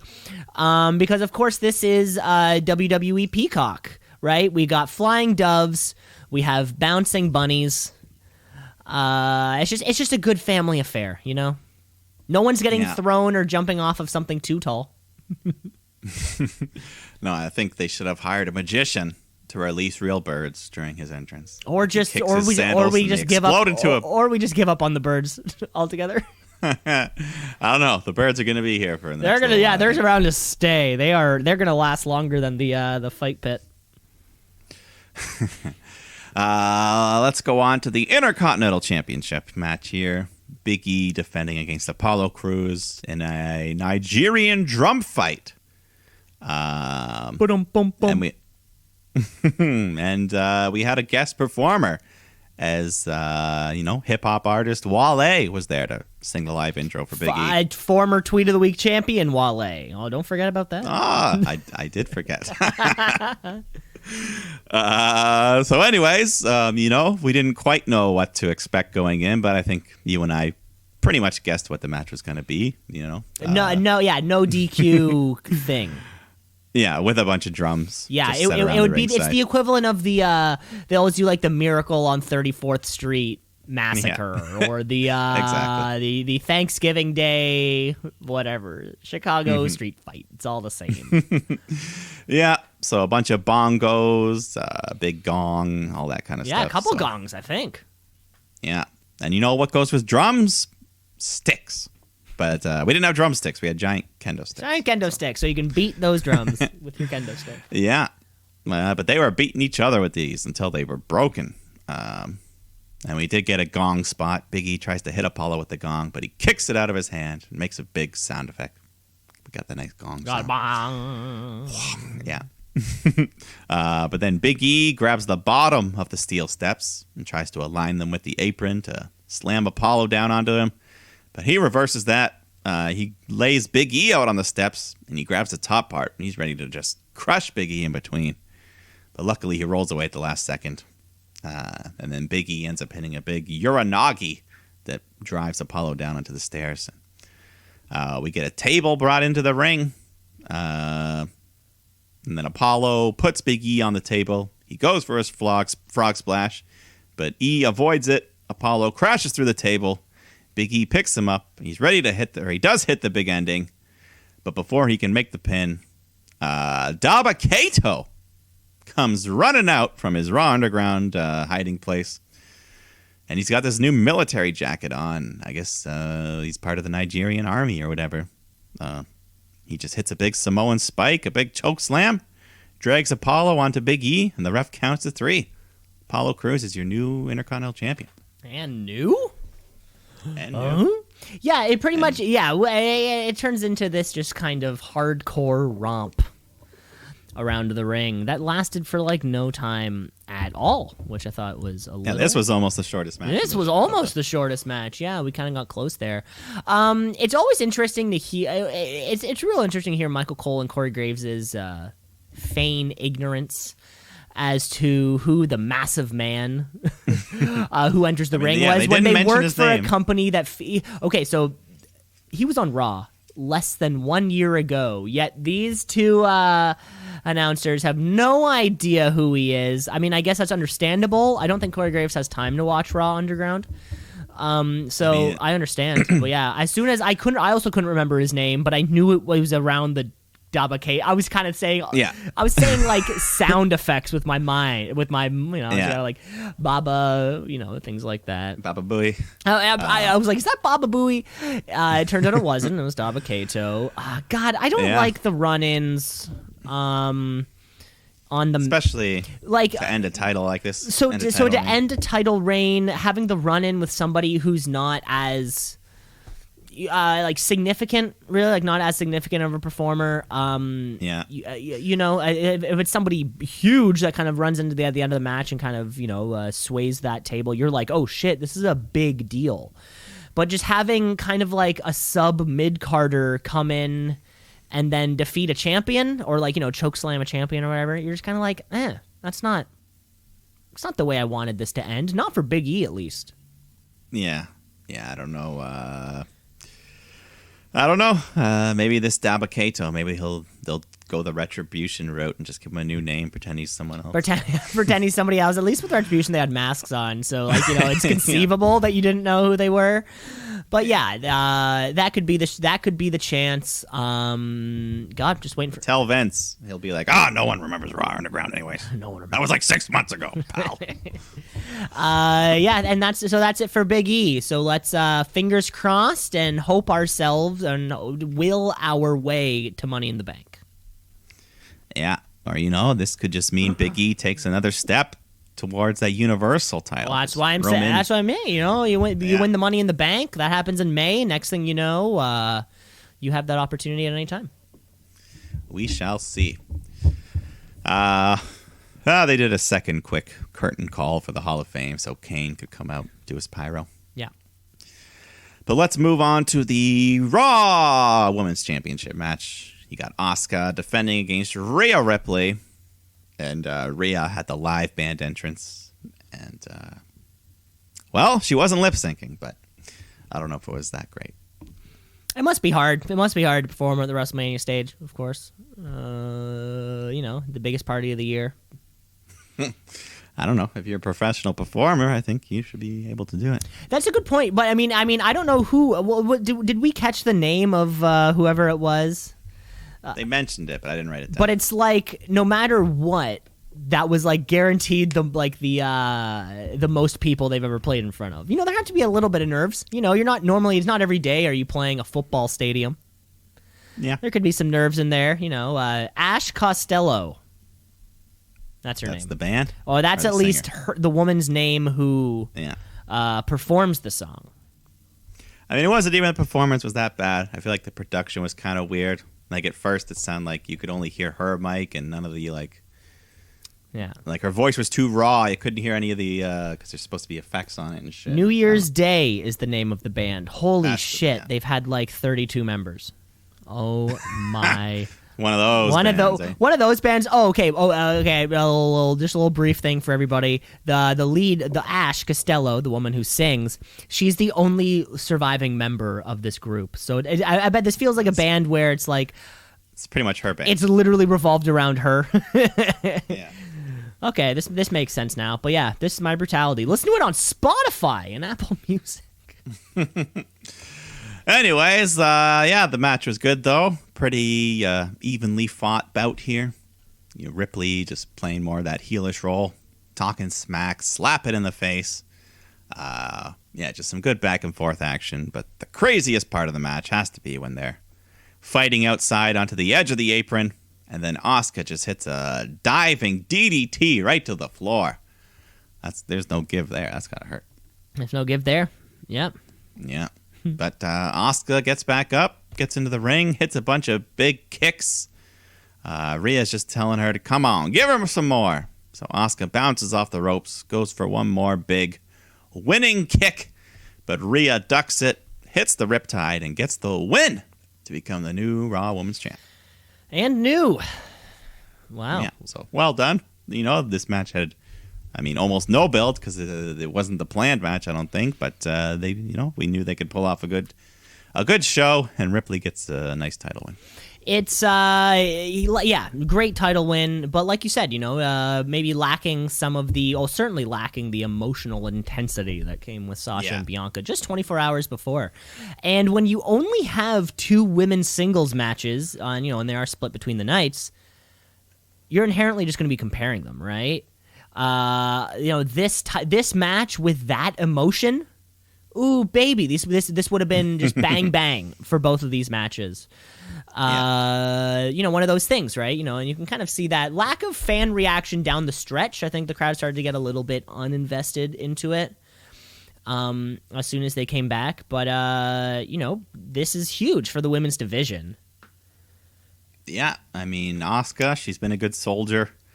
The title reign itself, there hasn't been too much. There's been a lot of times where we didn't see her on screen, but Asuka, she's always one of the cornerstones of the division. And, of course, she'll be right there to take on Io Shirai next week. We know it's going to happen at one point, but, Mike, and this is, if you can bring yourself back 16 years ago to WrestleMania 21, where John Cena beat JBL for that WWE Championship. And in the same show, Batista took out Triple H for that World Heavyweight Championship. You know, a real changing of the guard, as you will. This is, you know, suddenly two fresh faces on top of the women's divisions. It's suddenly anything can happen. Yeah, I like that. You know, if only we could have gone 3 for 3 and get the tag titles to change Well, as well. you know, you can't have them all. You can't win it all. Can't win them all, just like our prop bets, because Hogan and Titus O'Neil come out one last time. What's going on? It's just funny. I don't know, because I feel like I know what you're going to say. Okay. Well, they thank all the fans. And then Bayley comes out to cut a heel promo, you know, and then she says, hey, I want my big pyro. So they bunch of fireworks go off.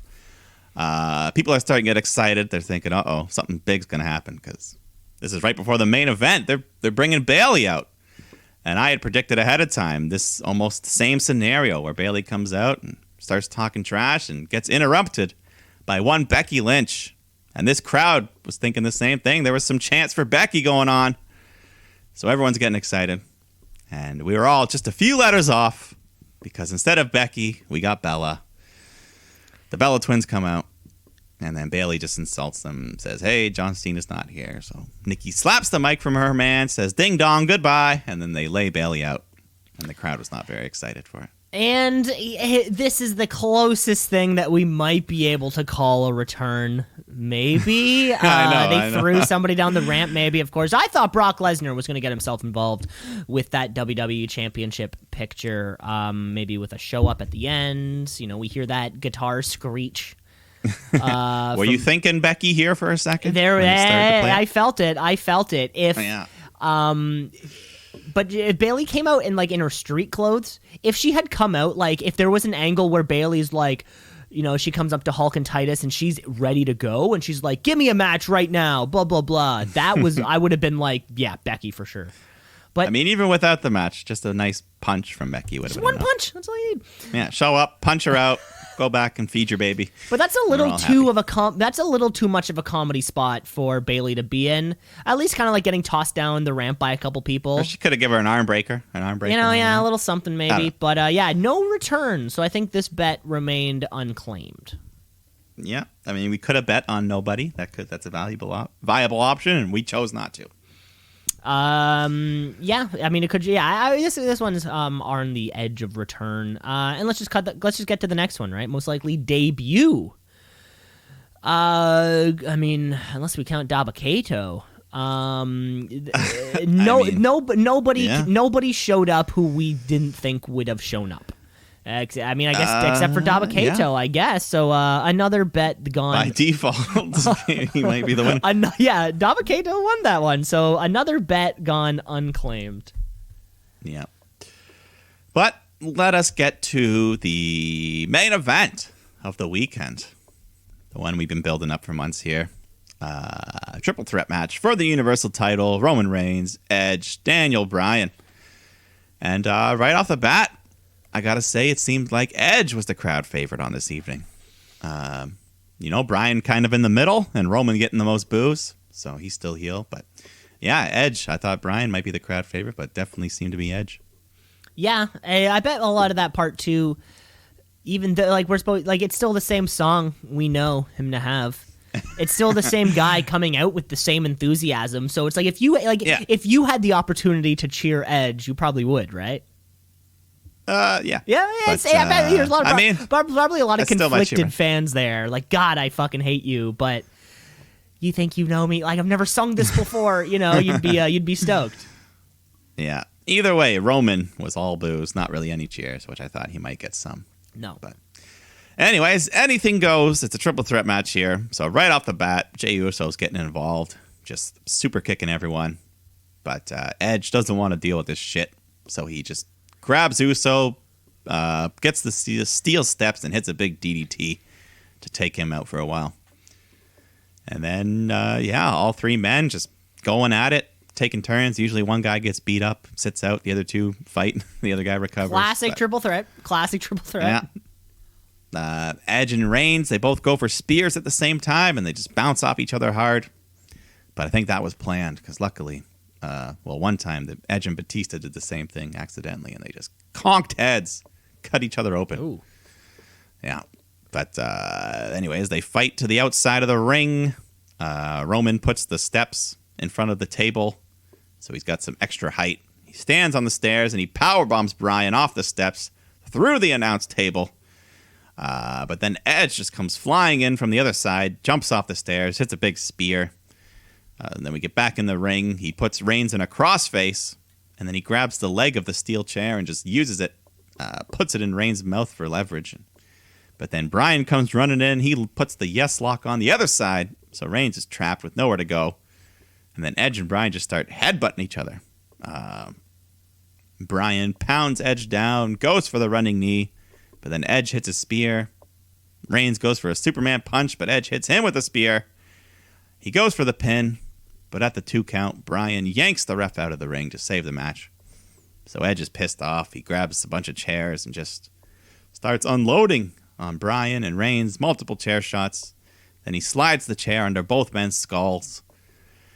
And then first, he hits Bryan in the head with the concerto, so he's gone. And then he turns to Roman to get him, but then Uso once again appears, attacks Edge, but he gets hit with a spear, so Edge nails him with the chair a bunch of times. But all this has distracted him long enough to allow Reigns to recover, so he hits the spear, and then he puts Edge's head under the chair, hits him with the concerto, and then drags his body on top of Bryan to pin both men at the same time and get the win, retain his title. Wow. Yeah, those concertos, that could kill a man. I mean, it could if you don't hit it exactly right. This was great. Yeah. I think, the finish, sort of that emphatic message that maybe we all needed, that Roman Reigns is the guy right now. Why did we ever think that he wasn't? Why did we ever think there was a chance? He was a different guy. He piled up 2 of the top stars, maybe in the twilight of their careers but on wrestling's biggest night, the biggest star of our fucking generation, dare I say, made it happen. I mean, that's about it. Could have used not the Uso interference at the beginning. Well, and at the end too. And especially at the end too. Especially because fucking Little Nate is there, and he watches Uso do it twice and then doesn't kick him out of the match. And I'm like, and it's one of those kind of continuity things where I'm like, oh my god, people have been kicked out for far less. Asuka was kicked out of the match. There's no rules in this match though. Asuka was kicked out of the match just for being there.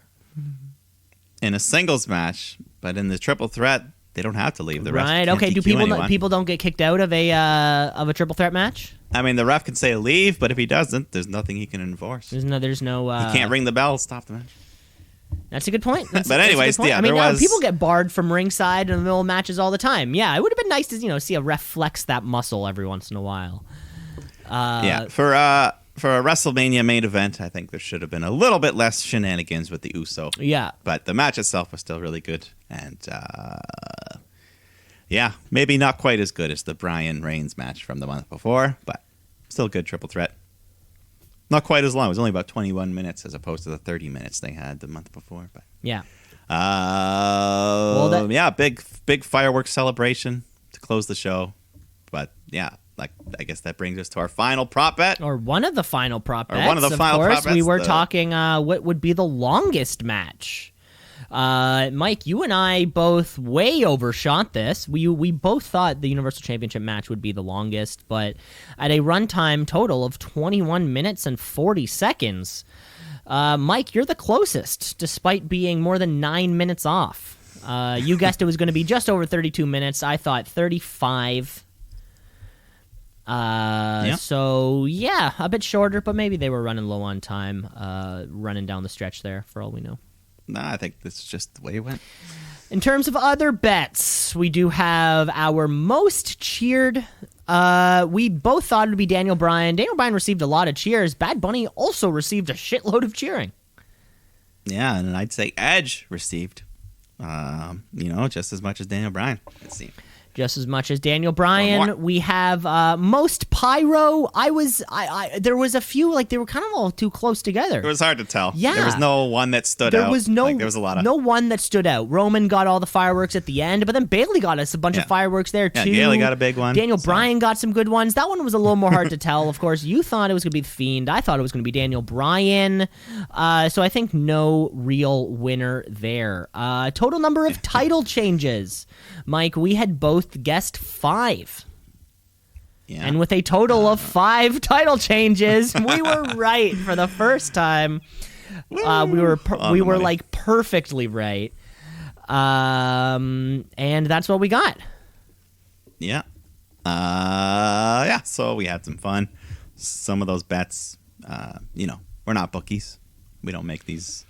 We're not bookies, certainly, but the categories will kind of carry forward from last year to the following year, and that's just part of all the fun. Yeah, just a fun game to play. That's a fun game to play. Well, Mike, how about we take a quick break? Yeah, let's do a little break. Because we're going to come back, because of course we have some Monday Night Raw, the Raw after Mania. We still have Wrestler of the Week, and probably a new Twitter League champion. So stick around, and we got all that for you. Let's shoot, yeah, let's shoot, yeah, let's shoot, brother, yeah, let's shoot, yeah, let's shoot, yeah, let's shoot, brother, yeah. Back here with part 2 here, folks. WrestleMania is over. The season finale of your favorite weekly episodic show is done.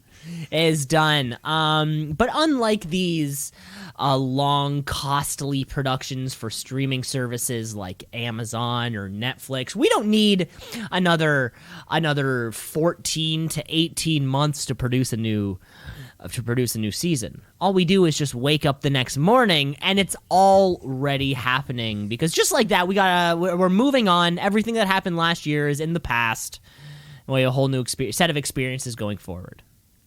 That's right. So let's kick off our brand new wrestling week the only way that we know how, which is of course with the tweet of the week. It's the tweet of the week. It's the tweet of the week. Tweet of the week champion this week goes to somebody who always finds themselves on these Twitter tears, where they just, they'll tweet up a storm. It's oftentimes all caps. And what I think I love about an all caps tweet is that I really feel the emotion in which you're sending. So we have a brand new tweet of the week champion. For the first time, our brand new tweet of the week champion, the Iron Sheik. Who, of course, he's on Twitter. Or somebody from his PR team is on Twitter. Whoever it is. But on Saturday, WrestleMania Saturday at 8:26, approximately 26 minutes after the show started, the Iron Sheik tweets out, "Then, now, forever, Hulk Hogan, go fuck yourself." Sometimes it's just that easy. Easy. All you need to do to be champion is just say something shitty about Hulk Hogan, and that could be enough for you to win it. Good Canadian guy, Iron Sheik. Good Canadian kid, telling the Hulkster to go fuck himself. Congratulations to the Iron Sheik. Yeah, he's never liked him either. No, or they've never liked each other. So I bet it has nothing to do with having to job out. Way back in the day, but it has nothing to do with losing his title to the Iron Sheik, to Hulk Hogan.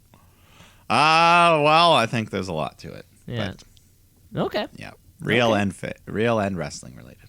Yeah.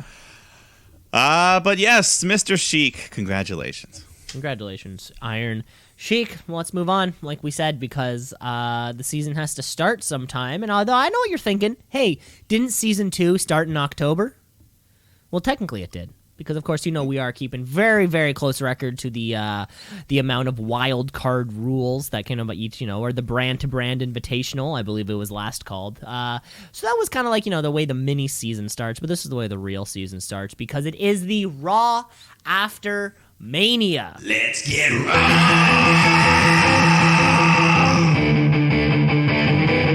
Let's get raw.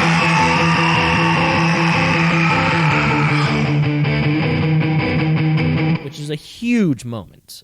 Traditionally, you get huge returns, big pops, things you never thought would ever happen. All in one show, of course, following the Showcase of the Immortals, the grandest stage of them all.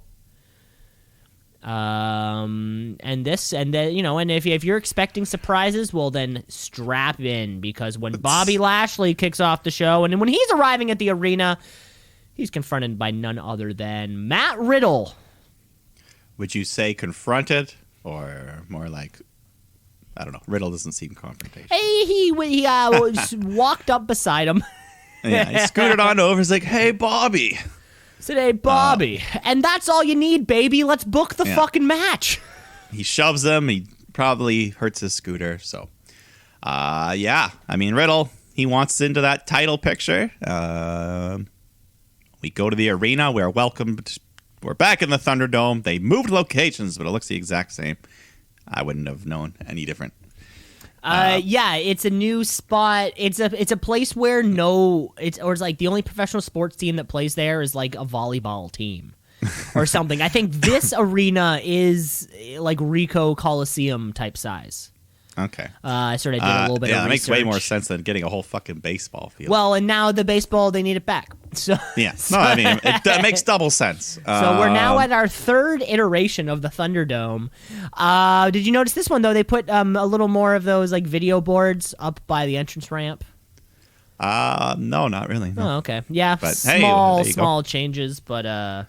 Well, one of the bigger changes that I noticed was Tom Phillips is out. And we got Adnan Virk in. And, he did pretty all right. He's got a good voice for calling stuff. I'd never heard of this person before. It must be tough to, God, with so many wrestling shows to produce. There are kind of like a few people who are, you are good at it. And, Jim Ross isn't coming around anymore. You don't want Jerry Lawler on TV every week because that's just offensive, and that's just an accident waiting to happen. So you're gonna find sports analysts from other kind of sports, and then kind of hope that it all works out. Yeah, I think they like doing that, just grabbing guys. They're like, all Samoa right, you know Joe's how to still call. there. Huh? Samoa Joe's still there.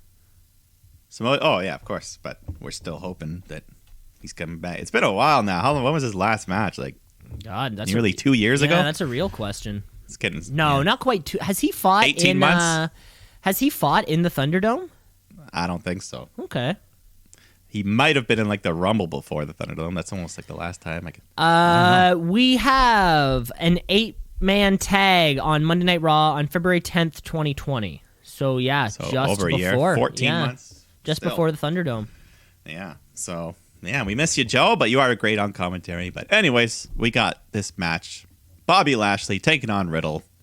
But Bobby's not fucking around. He goes after Riddle during his entrance, knocking him off that scooter, beats him all around before this match can even properly start. So he's got the advantage. Riddle gets a little bit of moves in. He goes for the floating bro, but Bobby avoids it, gets him in the hurt lock, gets a submission win. Yeah. I guess people like watching Matt Riddle get beaten up. And that's why Vince McMahon gives it to us on a fairly regular basis. It keeps him looking strong, basic kind of shit. But now Riddle finds himself in a slump.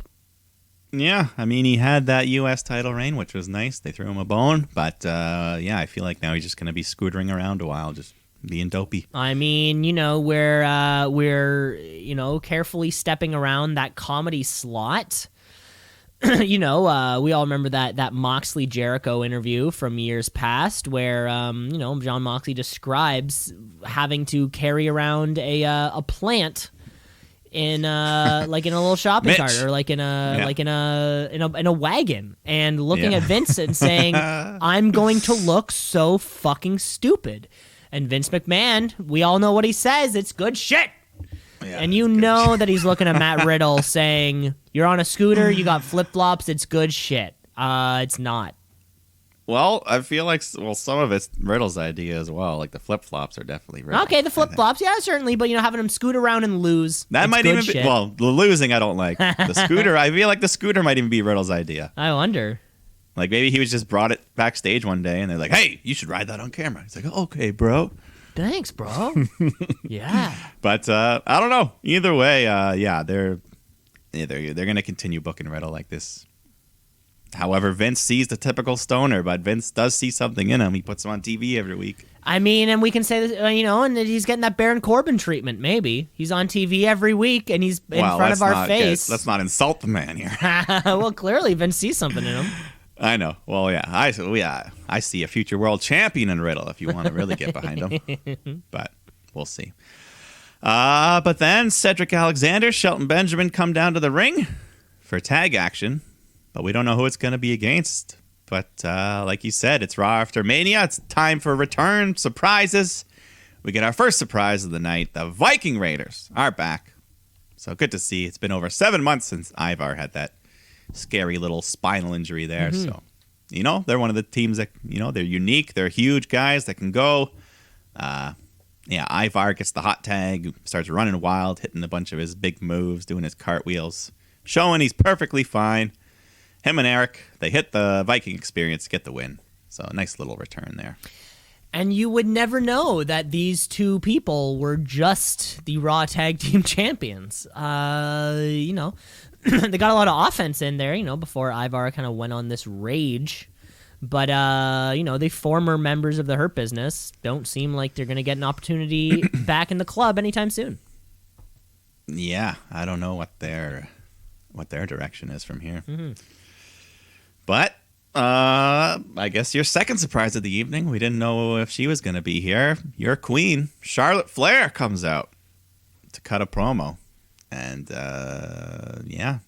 she talks about not being at WrestleMania. She says she was not welcome there. But it wasn't even her fault that she missed WrestleMania. It was things that she couldn't control, which we kind of learned the real story outside of. But anyways, it's unacceptable. She even mentions, you think it's my fault Asuka needed a tag partner, and my dad showing up acting a fool, Lacey Evans getting pregnant, all this shit. None of these things are my fault. I even tried to challenge Asuka on Raw, but she didn't respond, and the opportunist Rhea Ripley challenged her, and she accepted. A new champion was crowned. A star was born. And, she just talks don't act like every girl in the locker room wasn't jumping up and down, happy that I wasn't going to be on WrestleMania. But she calls Ripley the biggest snake in the locker room, and karma's a bitch. I'm that bitch. I don't steal opportunities. I am the opportunity. All that stuff, putting herself over, insulting the fans. Just saying, I create the opportunities. I'm Charlotte Flair, 13 times champ. Anyways, I get nothing in return from you guys, so enjoy your title match that I should have been in. She was doing what she does best. Honestly, the non-baby face Charlotte is where we need to be.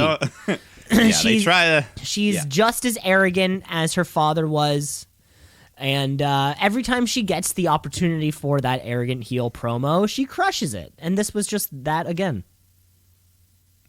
Yeah, no, I much prefer her in the heel role, that's for sure. Of course. But, they're putting Rhea Ripley kind of on this heelish route. So, I don't know, kind of having them clash. It's like, who do they... I don't know. You can cheer for whoever you want. Yeah, well, and that was a weird thing kind of in that Rhea Asuka match. Not the one that happened tonight that we're about to see, but the one that happened on the Sunday. It was like, I don't know who's who in this. No way Asuka's a heel. No. It's almost kind of like you're doing the reverse. It's not who's the baby face. It's like, okay, who's not the heel. Yeah, it's because they don't necessarily want you to boo Rhea because she got the big title win and all that. But nobody is going to boo Asuka. Hell, not even that many people are ready for her. Exactly, but Rhea's one of them. She was ready, so I hope Asuka's ready for this championship rematch we're getting right now. And they just kind of picked up where they left off. Some good back and forth.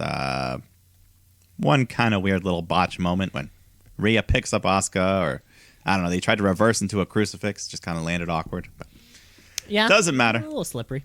Slippery in there in that Thunderdome. Better to botch on Raw than Mania, right? Amen. So they fight out onto the apron. I was thought, they're going to do that same spot with the big DDT, but instead they did it to the apron. So change it up. It's still cool. Mm-hmm. But Asuka goes to follow up, and then Charlotte Flair shoves her from behind, causing the DQ, ruining the match. But, yeah. And then she just beats both women up, and she looked like Riddle here with her bare feet. I know. I wasn't sure if she took off her shoes or her shoes fell off. Maybe she was wearing heels. Yeah. I don't know. But she had bare feet, and she was just... Yeah. She just left the competition lying. Yeah. It was kind of... I don't know if I've ever seen a woman wrestle in bare feet. Just doesn't. Who knows? This could be a new, new gimmick Charlotte for all we know. Yeah. And she did. She had her... As she was walking up the ramp, she was carrying her heels like a woman coming from the club at 2 a.m. and it's exactly that. Asuka, she avoids the clean loss. Charlotte gets put right back into the title picture. I mean, this is exactly what you need, right? Yeah, I mean, we can go triple threat because they announced next pay-per-view is WrestleMania Backlash. Not just Backlash. Yeah, we've had Backlash before. Backlash. So I guess trying to milk one extra little buy rate out of the WrestleMania name. And I mean, usually Backlash is kind of the follow-up, and you have some rematches and some things here and there. But yeah, probably triple threat at Backlash. Yeah, makes sense. Makes sense to me. Why not? But what probably something that I don't know if you make much sense of. We go to Alexa's Playground. She's talking about WrestleMania and why she did what she did. This kind of tells her story of being a lost soul. The Fiend took her in and nurtured her and taught her things, but then she realized she never needed them. She never needed the darkness. She could do it all on her own. And she finally unlocked something truly evil. And then she says, "Meet my friend Lily," as the camera pans over to this little doll just on the swing behind her. And then the doll does like a little 3D thing in the camera, like, bah! I don't know. Right, because we're back to, the fans aren't there, so we can play a little bit with the scene or the set. Yeah. So this doll, I mean, it was basically like an Alexa with like a fucked up face, so maybe that's what her transformation, that'll be her version of the Fiend, is when she finally hits this Lily character, comes out as Lily. But, yeah. No liquid this time. No liquid this time. I mean... Yeah, this whole thing is turning... they're losing control of this. They're losing control of this now. At this point, I think just split. I mean, seems like they're splitting them. Alexa's in her own world. For some arbitrary reason, they're splitting something that I'll be honest, I didn't want it in the first place. I didn't want Alexa Bliss teaming up with the Fiend. You know how I feel about women teaming up with the men while themselves avoiding competition. Like, I want to see Alexa Bliss on WrestleMania for the title. I don't want to see Alexa Bliss sitting on top, like fucking spinning a giant Jack in the Box. It's like that. It's like that kind of shit. That's I'm always gonna kind of think lead to feel that way.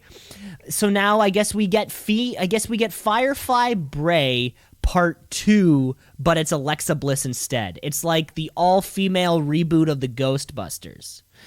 Do the exact same thing, but we'll change it up. Except instead of Randy Orton, it's going to be fucking Nikki Cross, or instead of Randy Orton, it's going to be this person, or maybe Alexa will go through. She'll spend the next month and a half taking out Lita, Trish Stratus, Molly Holly. all these other veterans from the women's division. I don't know. I just want my Bray Wyatt back, or I want my Fiend back. Yeah. Or I want to be brought back to SummerSlam 2019 when I saw something that I've never seen again since, and I never saw before, and it's dwindling that I will ever feel that emotion ever again. Have you ever seen the motion picture The Cell? The Cell. No, I've seen a movie called Cell, but I think it's a different one. No, this one has like Vince Vaughn and Jennifer Lopez. Okay, what happens? In a horror movie of all movies. It just kind of reminds me. It's all, I can't even describe it. It's so fucked up, but it's good. Okay. They like have this power to go into people's dreams, and then they start seeing some really fucked up shit, and J-Lo gets converted into like this evil thing that's basically Alexa Bliss. But if you haven't seen it, none of these references. Check out The Cell on Netflix. It's a good flick. Very underrated horror flick. Apparently so. It's a bit of a mind fuck. You'll be like, whoa. Okay. Yeah. Anyways, Miz and Morrison come out for Miz TV, and they bring out their guest, the lovely Maurice, who we haven't seen in a while here. Well, I guess you can see her if you watch Miz and Mrs., which they're here to hype. Which I hope you're watching Miz and Mrs. every Tuesday night on USA Network. Yeah, I have not seen it, but they just go over the match that happened with Bunny and Priest. So Damien comes out, gives his 2 cents, puts over the Bunny for busting his ass and proving he belongs. But Miz gets all pissy and challenges him to a match. Morrison says, hey, I was going to do that. Maurice says, guys, you can both do that. So Priest says, fine, let's do that. And, handicap match. Priest, Mizmo, Miz and Morrison still dressed in their suits. So kind of a disadvantage there, but they got the numbers advantage, including Maurice, who's on the outside, causing distractions and cheats. So she distracts Priest. Miz rolls him up from behind, puts his feet on the ropes, and gets a 3 count. So just like that, Priest has his first loss on the main roster. By a man with his pants around his ankles. Yeah, whoops. Thud. Whack. You know what? So the Miz TV segment, it felt like an extended promo for the television show. So if you don't care to watch the television show, you're not going to care about the entire Miz TV segment. So I was kind of out of the loop. But to be fair, that's most Miz TV segments. I mean, that's a good point. That's a good point. Yeah, why would we, I think what people would draw people to the Raw after Mania is the wonder of something new happening.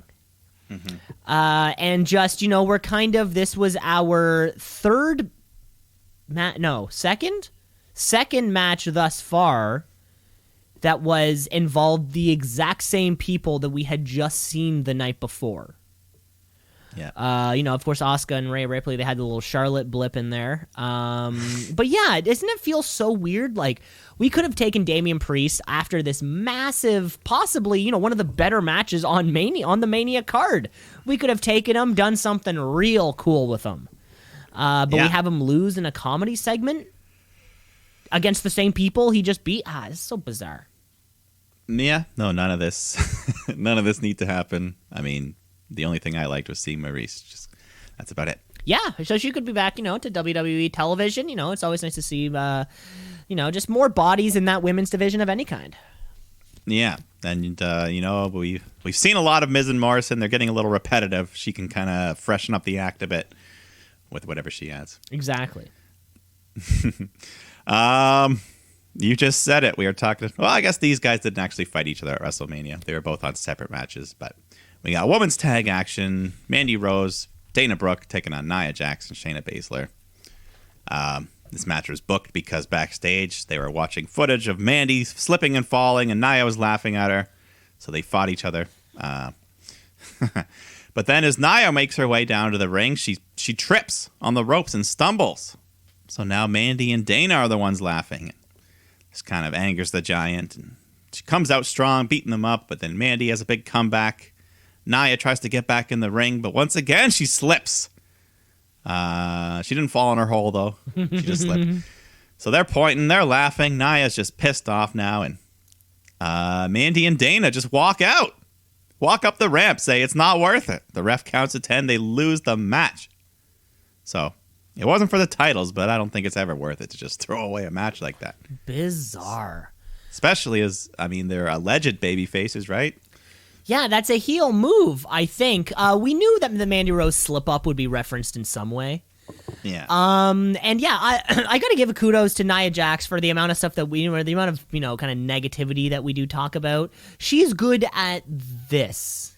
Yeah, that second slip-up looked really good. The second slip-up looked great. Almost off the apron to the floor. And, she's great. She really will kind of put her face into... She really sells a lot of these kind of silly, goofy things. But, exactly, right? And we had just said, what did Nia and Shayna do next? And then literally the next thing, they walk out.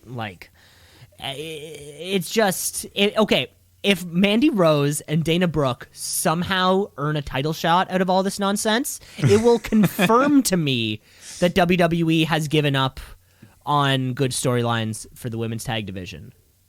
Yeah. I'm writing it down. If Mandy Rose and Shayna Brooke get a title shot, I'm giving up on this belt. I can't. What they should have done, they should have had them go to, I don't know, act like they were going to leave, and then they go to come back in, but then Mandy slips again, and then they could have lost that one. Boom, So there you go. Yeah, because like a cocky baby face. You don't see it. Boom. Great. Anyways, yeah. But I have a feeling that they just might get that title shot sooner or later. Yeah. We'll see. I mean, if they win a match to earn it, that's okay, right? No, because that's still If they win next week, that would still have been something that was like booked. Like they were booked to win a gauntlet for the opportunity. Yeah, what's wrong with that? Yeah, no. So there's no chance for them to ever have a They title. can't. At least not against Shayna and Nia. It's gonna have to be against another team. So if they went on a 20-match win streak, that's not enough? Not enough. Okay. Sorry, Dana. Well, we'll talk about it. If we get to 5 wins straight, we'll talk about it. Okay. I know I'm saying things like, hey, what if... What ifs? Yeah. MVPs in the ring to cut a promo on behalf of the Hurt Business, who are still together. I mean, it did start as a 2-man group, so they're the OGs. Yeah. He puts over Drew. He says, he was a warrior, but he was second place. Took too much damage. So McIntyre comes out to interrupt. He's not happy with MVP because, he yelled at him. He distracted him last night. He didn't even have to use the cane. But Drew says, go ahead, build up the Almighty One. And one of these days I'll get my rematch and I'll knock him down to reclaim the title. But MVP says, yeah, but you go back to the line first. And then Braun Strowman comes out and says, yeah, I agree. Back of the line, Drew. He wants a shot. But then Randy Orton comes out. He says, yeah, I want my shot. So we got to get some control here. Adam Pearce comes out and says, guys, all right. The 3 of you will compete triple threat tonight. Winner faces Lashley at WrestleMania Backlash for the title. Okay, the classic. We have this Backlash coming up in a month. Mm-hmm. So the classic. Let's book the match already, so we have a month to do nothing with it. Love this. I love this, which we do all the time. We do this all the time. The Randy Orton seems to be very okay with leaving the Fiend alone. Yeah, I think he wants to get the fuck away from dealing with that shit. But we'll find out who's getting the title shot later. Yeah, we'll see what happens. Elias and Jackson Riker in the ring, talking about Shane McMahon's bravery in the cage match. And then Elias goes to play his guitar, but every single time, Trombone just keeps interrupting him. So it's the New Day. They come out. They exchange insults. You know where this is going. Tag team match. Let's go into a match, baby. Yeah, the match was fine. Nothing too crazy. Eventually, New Day hit their day break on Elias to get the win. I think that was that. And then we just go to the next segment, which is the Firefly Funhouse. All the puppets, they're hanging out, and they announce the return of Bray Wyatt, who comes in through the front door, all excited to be back with his real friends. And Abby's like, yeah, calls that Alexa a little bitch. Bray says he's reborn and he will heal us all. And then he just starts going into this like televangelist preacher voice. Just like, be gone, and blessing all the puppets. So, yeah, he hypes up the return of the Funhouse. Bigger, badder, stronger. I guess so we can compete with Alexa Bliss's Funhouse. Maybe this is the match. Bliss versus Bray. Or no, Lily versus Bray. Lily versus Bray. Yeah, all a little bizarre. But does this mean a retooling of the Funhouse set? Are they going to come back and next week something's different? Yeah, who knows? Something could be a little bit different. Maybe maybe something that's conducive to just being in the middle of the ring more, or like kind of at the top of the ramp instead of being completely pre-filmed. Since we're already playing the little Thunderdome nonsense. Yeah. But yeah, I guess we'll see. That's all we could say about these. Yeah. We'll see. But let's go to the main event. Drew McIntyre, Randy Orton, Braun Strowman, triple threat for that title opportunity. Yeah, during the match, Braun Strowman went for his run around the outside of the ring, and thankfully there was no train noise. Yeah, we skipped over that from actual Mania night. Thank God there was no train noise. Yeah, no train noise, and Drew stops him right in his tracks with the steel steps. And then Orton slams Drew on the announce table, and Braun grabs the stairs, starts smacking guys in heads with that. So eventually Randy recovers, hits the big DDT on Braun, goes for the RKO, or he hits the RKO, goes for the pin on Braun, but then Drew runs in and claymores Orton right in the head to break up the pin. And then he covers Orton to get the 3, win the match, earning a title shot at WrestleMania Backlash. Wow. Yeah, I mean, we just did it. We just did it. I mean, like you said, now we're going to have a month of, I don't know how they build it. We just did it. We do this all the time, though. We book matches way too far in advance, and then shit gets stale. Yeah, this, you could have easily waited another, 2 or 3 weeks to book this. So Backlash is on May 16th. So it's, a little over a month. Just over a month. It's the third. It's the it's the 13th now.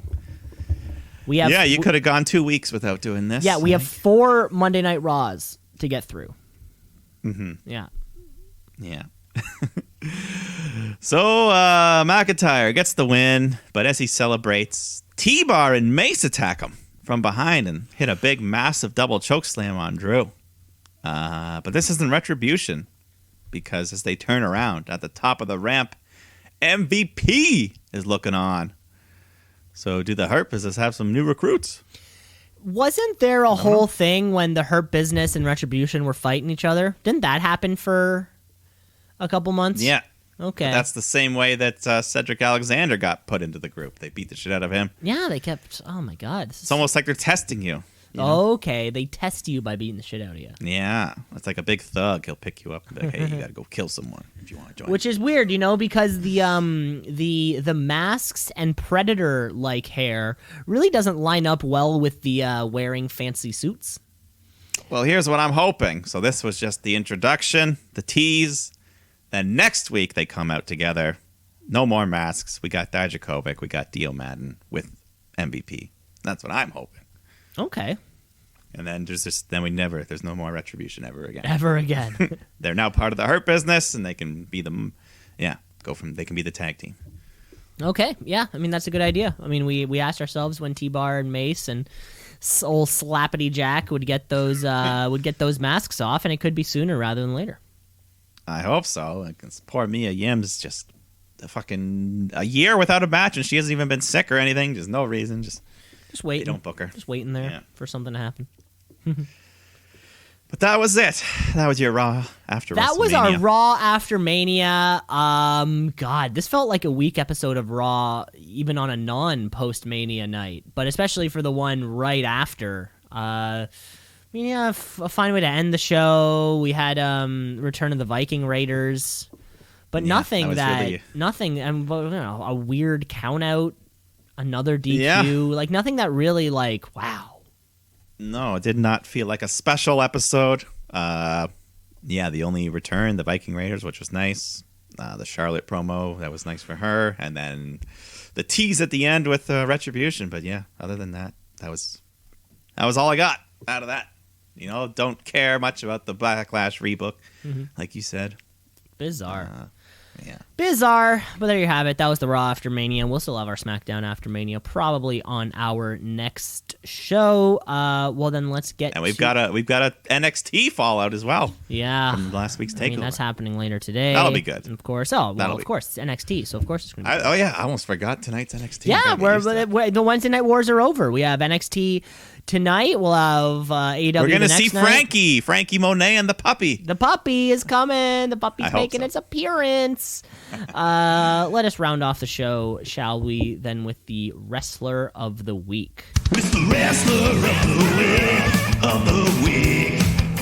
Wrestler of the Week, of the Week, of the Week. The Wrestler of the Week, of the Week, of the Week. Wrestler of the Week, of the Week, of the Week.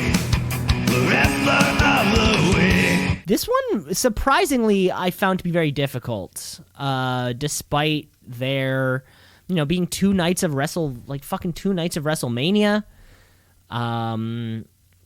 It was so hard to actually kind of pick just one. I don't even know what my favorite match was. You got to give a big kudos to Cesaro, who kind of finally got his big win, which is a big moment. Kevin Owens and Sami Zayn, of course, tore the house down. Daniel Bryan didn't quite get that win, which is why we're giving our Wrestler of the Week, at least I am, to Roman Reigns, the Tribal Chief. Mainly because he is so clearly in charge right now. He is the head of the table. He's the head of the table. He's been holding on to that Universal Championship for over 225 days now. He's creeping on, that's Brock Lesnar levels. We're trying to get to those Lesnar at 600, 500 some odd days that he held this belt for. And at this rate, he could. And I mean, that could be your match you go to, a babyface Brock Lesnar challenging Roman Reigns. Imagine that. Woof. Yeah. Right? Who would have saw that? Who would have had that on their poker card? Roman Reigns, you're the Wrestler of the Week. Roman Reigns. Yeah, he was one in men from about 4 matches or so that really stood out on WrestleMania weekend. 2 on both nights. Pretty much the same ones you just mentioned there. But when it comes to close calls, a lot of the times I give the edge to those emotional moments, those big title wins. And on the weekend, there was none bigger than Bianca Belair setting history, winning the main event of WrestleMania Night 1 and winning the title in the process. That's what she does. Yeah. That's what she... just a great match. Yeah, just a great match overall. Sort of the way that things are sort of situated right now, and with the jury kind of still being out a little bit on Rhea Ripley, there's a chance Bianca Belair is our only babyface champion. Of course, Bobby Lashley got the win. AJ Styles and Omos. We have Nia and Shayna, Sheamus, Apollo Crews, Roman. Yeah, night 2 only had 2 babyfaces win the whole show. The whole show? Kevin Owens. No, only one. Kevin Owens. He was the only one. The Fiend was the baby face, and I only say that because Randy Orton burned him alive, which feels like a heel move. And then Randy Orton won, so he's the heel. So yeah, Owens is the only baby face. Oh, the only for sure baby face, because Rhea Ripley was so on the fence there. Yeah. But, it's the way she goes. But overall, for the most part, WrestleMania was pretty solid. Yeah, it was another great show. Really just can't wait for fans to get back to normal pay-per-views, or at least the normal week, because going from that Mania stage back to the Thunderdome, you really noticed it. Yeah, really noticed the difference in the cheering, right? They can control the cheers here. They can't control the cheers in the we should be booing Randy. I don't know. I don't know what happens. Yeah, but I think probably a safe bet that we'll see fans back for SummerSlam at the very least. Yeah, fingers crossed. I can see that happening too. Mm-hmm. But that was it. That was all the time we had for the show. The big WrestleMania 37 review. Thanks for listening, folks. The podcast is everywhere, so you're going to want to check it out, because next week, of course, we shall have more fallouts from all the other shows. Yeah, we're gonna get. I don't know. We're gonna figure out what track we're on. This whole wrestling week has been changed by the moving of NXT. But yeah, we're gonna find a new schedule, but don't worry. As soon as we do, the podcast will be uploaded on your podcast feed. Okay, that's all the time we have. Mike, you take care of yourself. All right, matey. Arr. Okay, bye. Bye.